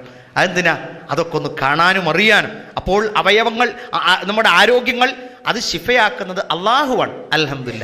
അൽഹംദുലില്ലാ. നമ്മൾ നടക്കാതെ കാല് എഴുന്നേറ്റ് നടക്കുമ്പോൾ അൽഹംദുലില്ലാ. നമുക്ക് കണ്ണ് ഓപ്പറേഷൻ കഴിഞ്ഞു ഡോക്ടറോട് ചോദിക്കുക, കഴിഞ്ഞോ? ആ കഴിഞ്ഞു. അൽഹംദുലില്ലാ. അപ്പോൾ പിന്നെ ഡോക്ടർ ചോദിക്കും, നിങ്ങൾ എന്താണ് ആ പറഞ്ഞത്? അത് ദൈവത്തിന് സ്തുതി അർപ്പിച്ച, പടച്ചോന് സ്തുതി അർപ്പിച്ചാണ്. കണ്ണ് ഓപ്പറേഷൻ കഴിഞ്ഞിനാ, നിങ്ങൾക്ക് നന്ദി, നിങ്ങളിത് ഓപ്പറേഷൻ ചെയ്ത് തന്നീന് നന്ദി, ഇതിൻ്റെ കണ്ണിൻ്റെ കാഴ്ച തിരിച്ചെന്ന പടച്ചോന് സ്തുതിയും. അപ്പോൾ ഒരു 4 ദിവസം കഴിയുമ്പോൾ ആ ഡോക്ടറിനെ ചോദിക്കും, നിങ്ങളടുത്ത് ഖുർആൻ പരിഭാഷ ഉണ്ടോ? എന്തേ? ഒന്നുമില്ല, രോഗിയായ നിങ്ങളെ ഞാനിങ്ങനെ ചികിത്സിച്ചപ്പോൾ എനിക്ക് തന്നെ ഒരു സമാധാനം, അതുകൊണ്ട് എനിക്കൊരു കിട്ടിയാൽ തരക്കേടില്ല. അങ്ങനെയൊക്കെയാണ് രോഗിയായി തീരുന്നിടത്ത് ആശുപത്രിയിലെ സ്നേഹം പിടിച്ചു പറ്റി അവിടെ ചെന്നിട്ട് അവിടുത്തെ ഹെഡിനോട് ഇസ്ലാമിനെക്കുറിച്ച് പ്രചാരണത്തിന് വേണ്ടി ചെന്ന 5000 രൂപ സംഭാവന നൽകിയ ഡോക്ടർമാർ വരെയുണ്ട്. എന്തുകൊണ്ടത്? ഒരു രോഗിൻ്റെ സമീപനാണത്. അപ്പോൾ രോഗിയായി കിടക്കുന്ന നമ്മൾ വരുന്നവരോടൊക്കെ ചീത്തറിഞ്ഞ് എന്തൊരാശുപത്രി അത്, എന്തിനെ പറ്റും, നമ്മൾ നീച്ചോയിക്കോളി എന്ന് പറഞ്ഞാൽ നമുക്ക് നീച്ചോൻ വേറോട് ഉണ്ടാവില്ല. അപ്പോൾ അതിനു പകരം നമ്മൾ നമ്മുടെ സമീപനങ്ങളും സ്വഭാവങ്ങളും ഒക്കെ ശരിയാക്കുക, വാശി വിടുക. മാത്രമല്ല അവയവങ്ങൾക്ക് രോഗം വരാതിരിക്കാൻ ഒരു പ്രാർത്ഥന റസൂലുള്ളാഹി സ്വല്ലല്ലാഹു അലൈഹി വസല്ലം പഠിപ്പിച്ചിട്ടുണ്ട്. അല്ലാഹുമ്മ മത്തിഇനാ ബി അസ്മാഇനാ, പടച്ചോനെ ഞാൻ കേട്ടുകൊണ്ടിരിക്കുന്ന എൻ്റെ കാതിനെ നീ ആസ്വദിപ്പിച്ചു തരണേ, നിലനിർത്തി തരണേ. വ അബ്സ്വാരിന, ഞങ്ങളുടെ കണ്ണുകളെയും ഖുവത്തിന, ഞങ്ങളുടെ ശക്തിയെയും നീ നിലനിർത്തി തരണേ എന്ന് അള്ളാഹുവിനോട് പ്രാർത്ഥിക്കുക. ഷുഗർ വന്നാൽ കണ്ണിൻ്റെ കാഴ്ച ചിലപ്പോൾ പോയി എന്ന് വരാം. കേൾവി ശക്തി ചിലപ്പോൾ മറ്റു രോഗങ്ങളെ കൊണ്ട് പെട്ടെന്ന് പ്രഷർ കൂടി നമ്മളുടെ ഞരമ്പിനെ ബാധിക്കുന്ന അതിൻ്റെ പ്രഷർ കൊണ്ട്, ബ്ലഡ് പ്രഷർ കൊണ്ട് കേൾവി ശക്തി ചിലപ്പോൾ നഷ്ടപ്പെട്ടു എന്ന് വരാം. ഒരു ഭാഗത്തെ ഖുവ്വത്ത് ചിലപ്പോൾ നഷ്ടപ്പെട്ടു വന്ന് വരാം. അള്ളാഹുവിനോട് ചോദിക്കുകയാണ്, അള്ളാഹുവേ നീ ഈ ലോകത്ത് ഞങ്ങളെ നിലനിർത്തുന്നിടത്തോളം കാലം എൻ്റെ കണ്ണും എൻ്റെ കാതും എൻ്റെ ശക്തിയും എനിക്ക് ഉപയോഗിക്കാൻ പറ്റുന്ന വിധത്തിൽ ആക്കിത്തരണേ എന്ന് അള്ളാഹുവിനോട് പ്രാർത്ഥിക്കണം. കൈ തന്നെ വലിയ ഒരു ശമനത്തിൻ്റെ ആയുധമാണ്. ഉസ്മാൻ ഇബ്നുൽ അബുൽ ആസ് റളിയല്ലാഹു അൻഹു മുത്തുനബിയുടെ അടുക്കൽ എത്തി. മുത്തുനബിയോട് പറഞ്ഞു, മുത്തുനബിയെ എനിക്കെൻ്റെ ശരീരത്തിൻ്റെ ഒരു ഭാഗത്ത് വേദനിക്കുന്നു. നബി സല്ലല്ലാഹു അലൈഹി വസല്ലം പറഞ്ഞു, വേദനയുള്ളിടത്ത് നീ കൈവെക്കുക, എന്നിട്ട് നീ ചൊല്ലുക, ബിസ്മില്ലാഹി അഊദു ബിഇസ്സത്തില്ലാഹി വ ഖുദ്റതിഹി മിൻ ശർരി മാ അജിദു വ ഉഹാദിറു. ഞാൻ കാണുന്ന, ഞാൻ ഇത്തരത്തിൽ എനിക്ക് ജാഗ്രത പുലർത്തുന്ന ഈ ഭാഗത്തിൻ്റെ ഈ ശക്തിയുടെ കാര്യത്തിൽ അള്ളാഹുവേ നിന്റെ ഇസ്സത്ത് കൊണ്ട് ഞാൻ രക്ഷ തേടുന്നു അള്ളാഹുവിൻ്റെ നാമത്തിൽ എന്ന് എവിടെയാണോ നിങ്ങൾ വേദന അനുഭവിക്കുന്നത് ആ സ്ഥലത്ത് നിങ്ങൾ കൈവെക്കുക, എന്നിട്ട് നിങ്ങൾ അങ്ങനെ പ്രാർത്ഥിക്കുക എന്ന് അഷ്റഫുൽ ഖൽഖ് റസൂലുള്ളാഹി സ്വല്ലല്ലാഹു അലൈഹി വസല്ലം ഉസ്മാൻ ഇബ്നുൽ അബുൽ ആസ് റളിയല്ലാഹു അൻഹുവിനോട് പറഞ്ഞതായി ഹദീസ് ഗ്രന്ഥത്തിൽ കാണുന്നു. അതിന് പുരോഹിതന്മാരെ തിരയണ്ട, പാതിരിമാരെ തിരയണ്ട, ഏതെങ്കിലും ഉസ്താദിനെ തിരഞ്ഞു നടക്കണ്ട. വേദനയുള്ളിടത്ത് കൈവച്ചിട്ട് റബ്ബേ എൻ്റെ അസുഖം നിൻ്റേതായ ശ്രേഷ്ഠത കൊണ്ട് എനിക്ക് നീ സുഖമാക്കി തരണേ, അള്ളാഹുവേ നിന്നോട് ഞാൻ രക്ഷ ചോദിക്കുന്നു എന്ന പ്രാർത്ഥന ഉദ്ധരിക്കുന്നതോടുകൂടി നിങ്ങൾക്ക് വേദന ശമനമായി കിട്ടുമെന്ന് അഷ്റഫുൽ ഖൽഖ് റസൂലുള്ളാഹി സ്വല്ലല്ലാഹു അലൈഹി വസല്ലം നമ്മളോട് അത് ചൊല്ലാൻ പറയുന്നു. ശമനത്തിൻ്റെ കാര്യം റബ്ബാണ് തരുന്നത്. രോഗി പരിചരണത്തിൻ്റെ കാര്യത്തിൽ വളരെ ശ്രദ്ധിക്കണം. അച്ഛനെ പരിചരിക്കാൻ വേണ്ടി ആസാമിൽ നിന്ന് വന്ന ചെറുപ്പക്കാരൻ വീട്ടിലുള്ള മകളെ കുത്തിക്കൊന്നാണ് ഇന്ന് വീട്ടിൽ നിന്ന് വിട്ടുപോയിട്ടുള്ളത്. റസൂലുള്ളാഹി സ്വല്ലല്ലാഹു അലൈഹി വസല്ലം പറഞ്ഞു, മാ ഖലാ റജുലുൻ ബിഇംറഅത്തിൻ ഇല്ലാ കാന അശ്ശൈത്വാനു സാലിസുഹുമാ. ശ്രദ്ധിക്കണം, വീട്ടിലുള്ള ഉപ്പ ബോധമില്ലാത്ത ഉപ്പയാണെങ്കിൽ, പ്രിയപ്പെട്ട മക്കളെ, അവിടെ വരുന്നത് ആരായിരുന്നാലും അവിടെയുള്ള മൂന്നാമത്തെ ആളെന്ന് പറയുന്നത് പിശാചിൻ്റെ ദുർബോധനം മനസ്സിൽ തോന്നിപ്പിക്കാം. ചിലപ്പോൾ നമ്മളെ പരിചരിക്കുന്നത് അത്തരത്തിലുള്ള പരിചരണ രീതിയിൽ നമ്മുടെ കുടുംബത്തിലെ അകന്ന ബന്ധുക്കൾ ആരെങ്കിലും അപകടം പറ്റിക്കിടക്കുന്നുവെങ്കിൽ അവിടെ നമ്മളുടെ പെൺകുട്ടിയെ പരിചരണത്തിന് നിർത്തുന്നത് ഇസ്ലാമികമായി നമ്മൾ സൂക്ഷിക്കുകയും ശ്രദ്ധിക്കുകയും ചെയ്യേണ്ടതാണ്. കാരണം ആരോഗ്യപരമായി ചിലപ്പോൾ എനിക്ക് ക്ഷീണമുണ്ടെങ്കിലും എൻ്റെ മനസ്സിനെ പിശാച് ചിലപ്പോൾ ദുർബോധനത്തിന് ഉപയോഗിച്ചു എന്ന് വരാം. അതുകൊണ്ട് രോഗിയെ പരിചരിക്കാൻ നിൽക്കുന്ന ആ സമയത്ത് വരുന്ന ഒരുപാട് കുടുംബ പ്രശ്നങ്ങളുണ്ട്. ഉപ്പയും ഉമ്മയും തറവാട്ട് വീട്ടിൽ ഒറ്റക്കായതുകൊണ്ട് സ്വന്തം മകളെ അവിടെ സേവനത്തിന് പറഞ്ഞയച്ചിട്ട് ആങ്ങളയുടെ മകനുമായി വേണ്ടാവൃത്തിയിൽ ഏർപ്പെട്ട് ഗർഭം ധരിക്കപ്പെട്ട കുട്ടികൾ നമ്മുടെ നാട്ടിലുണ്ട്. അതുകൊണ്ട് രോഗി പരിചരണം ഒരു തിന്മയുടെ വശത്തിലേക്ക് എത്താതിരിക്കാൻ എൻ്റെ പ്രിയപ്പെട്ട ഉപ്പമാരും ഉമ്മമാരും ശ്രദ്ധിക്കും, സഹോദരന്മാരും ശ്രദ്ധിക്കും എന്ന് പ്രതീക്ഷിക്കുകയാണ്. റസൂലുള്ളാഹി സ്വല്ലല്ലാഹു അലൈഹി വസല്ലം പറഞ്ഞു, നമ്മളൊരാൾ രോഗിയായി കടന്നു, ഇദാ മരിയൽ അബ്ദു സലാസത അയ്യാം, 3 ദിവസമെങ്കിലും ഒരാൾ രോഗിയായി കടന്നുവെങ്കിൽ ഖറജ മിൻ ദുനൂബിഹി, അയാൾ ജീവിതത്തിൻ്റെ ഓരോ ദിവസത്തിൽ അയാൾ പുറമേക്ക് കടക്കുന്നു. കയൗമിൻ വലദതുഹു ഉമ്മുഹു, 3 ദിവസം കഴിഞ്ഞാൽ അയാൾ ആ രോഗത്തിൽ നിന്ന് ശമനം നേടുന്നത് ജനിച്ച ഒരു കുട്ടിയെ പോലെയാണ്. അവസാനമായതുകൊണ്ട് നിങ്ങൾ ശ്രദ്ധിക്കണ്ടോന്ന് എനിക്കറിയില്ല, ഉണ്ടാവില്ലേ? ശ്രദ്ധിക്കുക. ഇമാം തൊബറാനി റഹ്മത്തുള്ളാഹി അലൈഹി ഉദ്ധരിച്ചതാണ്, റസൂലുള്ള പറഞ്ഞതാണ്, ഒരാൾ 3 ദിവസം ഒരു രോഗം ബാധിച്ചു, 3-ാമത്തെ ദിവസം കഴിഞ്ഞ് അയാൾ 4-ാമത്തെ ദിവസത്തിലേക്ക് കടക്കുന്നത് ഒരു കുഞ്ഞിന് ജന്മം നൽകിയ കാലത്തെ, ഹജ്ജിനൊക്കെ പോയി വരുമ്പോൾ പറയില്ലേ, ഒരു ജനിച്ച കുഞ്ഞിൻ്റെ മനസ്സുപോലെയാണ് ഒരു മനുഷ്യൻ. അതേപോലെ 3 ദിവസം ഒരാൾ രോഗം ബാധിച്ച് 4-ാമത്തെ ദിവസം അയാൾ പ്രഭാതത്തിലേക്ക് കടക്കുന്നത് ജനിച്ചൊരു കുഞ്ഞിനെ പോലെയാണ്. പ്രാകാൻ പാടില്ല, കുറ്റം പറയാൻ പാടില്ല, ക്ഷമിച്ച് നിൽക്കുക. ഡോക്ടറും പറയില്ലേ, ഒരു 3 ദിവസങ്ങൾ ക്ഷമിക്ക്, ഈ ഗുളിക കുടിച്ചിട്ട് നിങ്ങൾക്ക് സമാധാനാവും. റസൂലുള്ള പറയാ 3 ദിവസങ്ങൾ ക്ഷമിച്ച് ആ രോഗത്തൊന്ന് ശിഫയായാൽ അങ്ങനെയാണ്. രാത്രി പല വേദനകളും അധികമായി വരാറുണ്ട് അല്ലെ. നമ്മളൊക്കെ പറയാറുണ്ട് കുട്ടികളോടൊക്കെ, രാത്രി ആയാലും വേദന, പകലിങ്ങനെ കളിച്ചു കിടക്കുന്നു. കേട്ടോളൂ, റസൂലുള്ളാഹി സ്വല്ലല്ലാഹു അലൈഹി വസല്ലം പറയാ, മൻ വഅക ലൈലത്തൻ, ആർക്കെങ്കിലും രാത്രിയിൽ പ്രത്യേകമായി വേദന അനുഭവപ്പെട്ടു, ഫസ്സബറ, അപ്പോൾ ഈ ഹദീസ് ഉദ്ധരിച്ചുകൊണ്ട് മുഹദ്ദിസുകൾ പറയുന്നു, രാത്രിയിൽ വേദന അധികരിക്കുക എന്നത് സാഹചര്യങ്ങളിൽ ഉണ്ടാകുമെന്ന് തന്നെയാണ്. മഴക്കാറ് മൂടിയാൽ നമ്മളുടെ നാട്ടിലുള്ള വിഭവങ്ങളുടെയൊക്കെ പൂവുകൾ കരിഞ്ഞു പോകും. എന്താ പൂവ് കരിഞ്ഞു പോകാൻ കാരണം? പൂവ് കരിഞ്ഞു പോകാൻ കാരണം എന്താ? ഈച്ചകൾക്ക് വെയിലില്ലാത്തത് കൊണ്ട് ഈച്ചകൾക്ക് വന്ന് നീര് കുത്തി കുടിക്കാൻ എളുപ്പമാണ്. ആ കാലാവസ്ഥയിൽ രാത്രി ചൂടില്ലാത്ത സമയമാണ്. നമ്മളുടെ ശരീരത്തിലേക്ക് പ്രവേശിക്കുന്ന ബാക്ടീരിയകൾക്കും അതുപോലെ തന്നെ നമ്മളുടെ ശരീരത്തിൽ വേദന ഉണ്ടാക്കുന്ന അതിൻ്റെ ബാക്ടീരിയകൾക്കുമൊക്കെ പ്രവർത്തിക്കാവുന്നത് കൊണ്ടാകാം റസൂലുള്ള പറയുന്നു, രാത്രിയിൽ ഒരാൾക്ക് വേദന അനുഭവപ്പെട്ടുവെങ്കിൽ ഫസ്വബറ, രാത്രി തന്നെയാണ്, പകലല്ല പറയുന്നത്, രാത്രിയിൽ തന്നെ അനുഭവിച്ചിട്ടാൽ ഫസ്വബറ, അയാൾ ക്ഷമിച്ചു, വറളിയ, അയാൾ അതുകൊണ്ട് തൃപ്തിപ്പെട്ടു. രാത്രി സാരല്ല, ഇനിയിപ്പോൾ നേരം വെളുക്കട്ടെ, അയാൾ തൃപ്തിപ്പെടുകയാണ്. ബിഹാ അനില്ല, അള്ളാഹുവിനെ ഓർത്തുകൊണ്ട് അയാൾ അതുകൊണ്ട് തൃപ്തിപ്പെട്ടാൽ അസ്സ വജല്ല ഖറജ മിൻ ദുനൂബിഹി കയൗമിൻ വലദതുഹു ഉമ്മുഹു, അവന്റെ ഉമ്മ അവനെ പ്രസവിച്ചതുപോലെ അവൻ രാവിലെ ആ വേദനയിൽ നിന്ന് മോചിതനാകുന്നു എന്നാണ്. അപ്പൊ രാത്രിയിൽ വേദന വരുന്നത് സ്വാഭാവികമായി വരുന്നത് തന്നെയാണ്. പകല് കളിച്ചിറന്നിട്ട് അന്തിക്ക് അന്തം വരുമ്പോൾ അന്തിക്ക് വേദന കൂടുകയല്ല. എൻ്റെ ജീവിതത്തിലും ഉണ്ടായിട്ടുണ്ട്. എനിക്ക് കൽപ്പക എന്ന് പറഞ്ഞൊരു അസുഖമുണ്ട്. നമ്മളെ കൽപ്പക ബസാറല്ല, കല്ല് അടി തട്ടിയാൽ പക വരുന്ന ഒരു തൊലിയാണ് എൻ്റെ അടിഭാഗത്തുള്ളത്. അപ്പം അതുകൊണ്ട് തന്നെ സ്കൂളിൽ നിന്ന് വന്ന് വീട്ടിലെത്തിയാൽ അടിഭാഗത്തുള്ള കല്ലിൽ കുത്തിയിട്ട് അത് പഴുക്കുന്നത് പോലെ ഉള്ളിൽ നിന്ന് കുത്തുമായിരുന്നു. അപ്പോൾ ഉപ്പയോട് പറയുമ്പോൾ അന്നൊന്നും വാഹന സൗകര്യങ്ങളൊന്നുമില്ല, വാപ്പാക്കൊരു സൈക്കിൾ ഉണ്ടായിന്. ആ സൈക്കിൾമ വാപ്പ പാണ്ടിക്കാട് ആശുപത്രിക്ക് കൊണ്ടുപോകും. അങ്ങനെയാണ് അന്നൊക്കെ നമ്മളെയൊക്കെ പോറ്റിയിട്ടുള്ളത്. അന്ന് ഒരിക്കൽ പോലും അന്ത്യായാലും എനിക്ക് അസുഖം തുടങ്ങും എന്നോട് ചോദിക്കാത്ത ഇതൊക്കെ എൻ്റെ ഉപ്പ വായിച്ചിട്ടുണ്ടാകാം, അതുകൊണ്ടായിരിക്കാം. അപ്പം ഞാനും നിങ്ങളൊക്കെ അങ്ങനെ തന്നെയാണ്. ഇനി അടുത്ത മക്കളെയും രാത്രിയാകുമ്പോൾ എന്തെങ്കിലും വരുന്നതിനെ നമ്മൾ വിഷമമായി കാണാൻ പാടില്ല, ഉണ്ടാകുന്നതാണ്. 43-ാമത്തെ ഒരു കാര്യം കൂടി പറഞ്ഞുകൊണ്ട് ഞാൻ അവസാനിപ്പിക്കുകയാണ്. നോക്കൂ നിങ്ങൾ, എൻ്റെ വീടിൻ്റെ അടുത്ത് തേനെടുക്കാൻ നമ്മുടെ തിരുവനന്തപുരത്തുള്ള 5 ആളുകൾ വന്നു. അവരോട് ചോദിച്ചു, എന്താ ഈ തേനീച്ച? അവർ 2 മുസ്ലിങ്ങളായിരുന്നു, ഒരു ഹിന്ദുവാണ്. അവരിങ്ങോട്ട് വാചാലമായി ആ തേനീച്ചയുടെ കുടുംബ സംവിധാനത്തെക്കുറിച്ചും അതിലെ റാണിയെ കാണിച്ചു തന്നു, അതിലെ ആണുങ്ങളെ കാണിച്ചു തന്നു. ആണുങ്ങൾ അതിൽ കുത്തൂല, പാവായിട്ട് ആരെയും കുത്താൻ ഒന്നും കൊടുത്തിട്ടില്ലല്ലോ, ഒരിങ്ങനെ നോക്കി കൊണ്ടു കിടക്കുകയാണ്. ആ തേൻ ഊറ്റിയെടുക്കുമ്പോൾ പറഞ്ഞു, മുസ്ലിങ്ങളായ നമ്മളെ ആൾക്കാർക്ക് തേൻ്റെ വില എന്താണെന്നറിയില്ല, അതുകൊണ്ട് ഞങ്ങൾ തെക്കൻ നാട്ടിലേക്കാണ് കൊണ്ടുപോകൽ. തെക്കൻ നാട്ടിലുള്ള ആളുകൾ എന്ന് പറഞ്ഞാൽ തൃശ്ശൂരിൽ നിന്ന് അങ്ങോട്ടുള്ളവർ ഒരു വർഷത്തിൽ ഒരു അരക്കന്നാസ് എന്ന് പറഞ്ഞാൽ ഒരു 1/2 ലിറ്ററോ 3/4 ലിറ്ററോ തേൻ അവിടെ വാങ്ങിവെക്കും. അസുഖം ഉണ്ടായാലും ഇല്ലെങ്കിലും ഒരു രാവിലെ ചായയിലൊഴിച്ചോ മറ്റോ അത് കുടിക്കുമെന്ന്. എന്തുകൊണ്ടാണെന്നറിയില്ല. ഇനി നമ്മൾ കേൾക്കുക, അലൈക്കും ബിശ്ശഫാഅത്തൈൻ, രണ്ട് ശിഫ ഞാൻ നിങ്ങൾക്ക് നൽകുന്നുണ്ട്. അൽ ഖുർആനു, ഒന്ന് ഖുർആനാണ്, വൽ അസ്ൽ, രണ്ടാമത്തത് തേനാണ് എന്നാണ്. അപ്പോൾ തേൻ ഒരുപാട് ഔഷധങ്ങളാണ്. ജനിച്ച കുട്ടിക്ക് ആദ്യമായി ആ കുട്ടിയുടെ വായിൽ റസൂലുള്ളാഹി സ്വല്ലല്ലാഹി അലൈഹി വസല്ലം മധുരം കൊടുക്കാറുണ്ടായിരുന്നു. കാരക്ക ചവച്ചിട്ടോ ഒക്കെയായിരുന്നു കൊടുത്തിരുന്നത്. റസൂലുള്ളാഹി സ്വല്ലല്ലാഹി അലൈഹി വസല്ലം കൊടുക്കാൻ അത് ആജ്ഞാപിക്കുകയും ചെയ്തിട്ടുണ്ട്. ഉമ്മമാരൊക്കെ, നമ്മുടെ നാട്ടിലുള്ള പൂർവ്വകാലത്തുള്ള നമ്മുടെ ഉമ്മമാർ, ആ കുഞ്ഞുങ്ങളുടെ ആരോഗ്യത്തിനായിരിക്കാം ഒരു ചെറിയ തേൻ്റെ കുപ്പിയേറ്റാവില്ല ആശുപത്രിക്ക് വരിക. കുഞ്ഞ് ജനിച്ചു എന്ന് പറഞ്ഞാൽ അതിനൊരു തുള്ളി എടുത്തിട്ട് ആ നാവും ഒന്ന് ഇങ്ങനെ വെച്ച് കൊടുക്കും. ആ വെച്ച് കൊടുത്ത് ആ കുട്ടി അതാണ്ട് പിന്നെ മുലപ്പാൽ കഴിഞ്ഞ് അതുകൊണ്ട് ഇറക്കും ചെയ്യും. റസൂലുള്ളാഹി സ്വല്ലല്ലാഹി അലൈഹി വസല്ലം പറഞ്ഞ ഹദീസ് ആ കാലഘട്ടങ്ങളിലും അവർക്കൊക്കെ കിട്ടിക്കാണാം. അതുകൊണ്ട് രോഗം എന്ന് പറയുന്നത് ഒരുപാട് ഞാനും നിങ്ങളും വിളിച്ചു വരുത്തുന്നതാണ്. പ്രതിരോധ ശേഷിക്ക് വേണ്ടി നമുക്ക് നൽകുന്ന മരുന്നുകൾ ഒരുപാടുണ്ട്. പക്ഷേ ഇതൊക്കെ കഴിച്ചാലും രോഗം വരാം. അതൊരു പരാതിയാകാതെ നിർദ്ദേശങ്ങളൊക്കെ പാലിച്ചുകൊണ്ട് മുന്നോട്ട് പോവുക. അള്ളാഹു എന്നെയും നിങ്ങളെയും അനുഗ്രഹിക്കുമാറാകട്ടെ.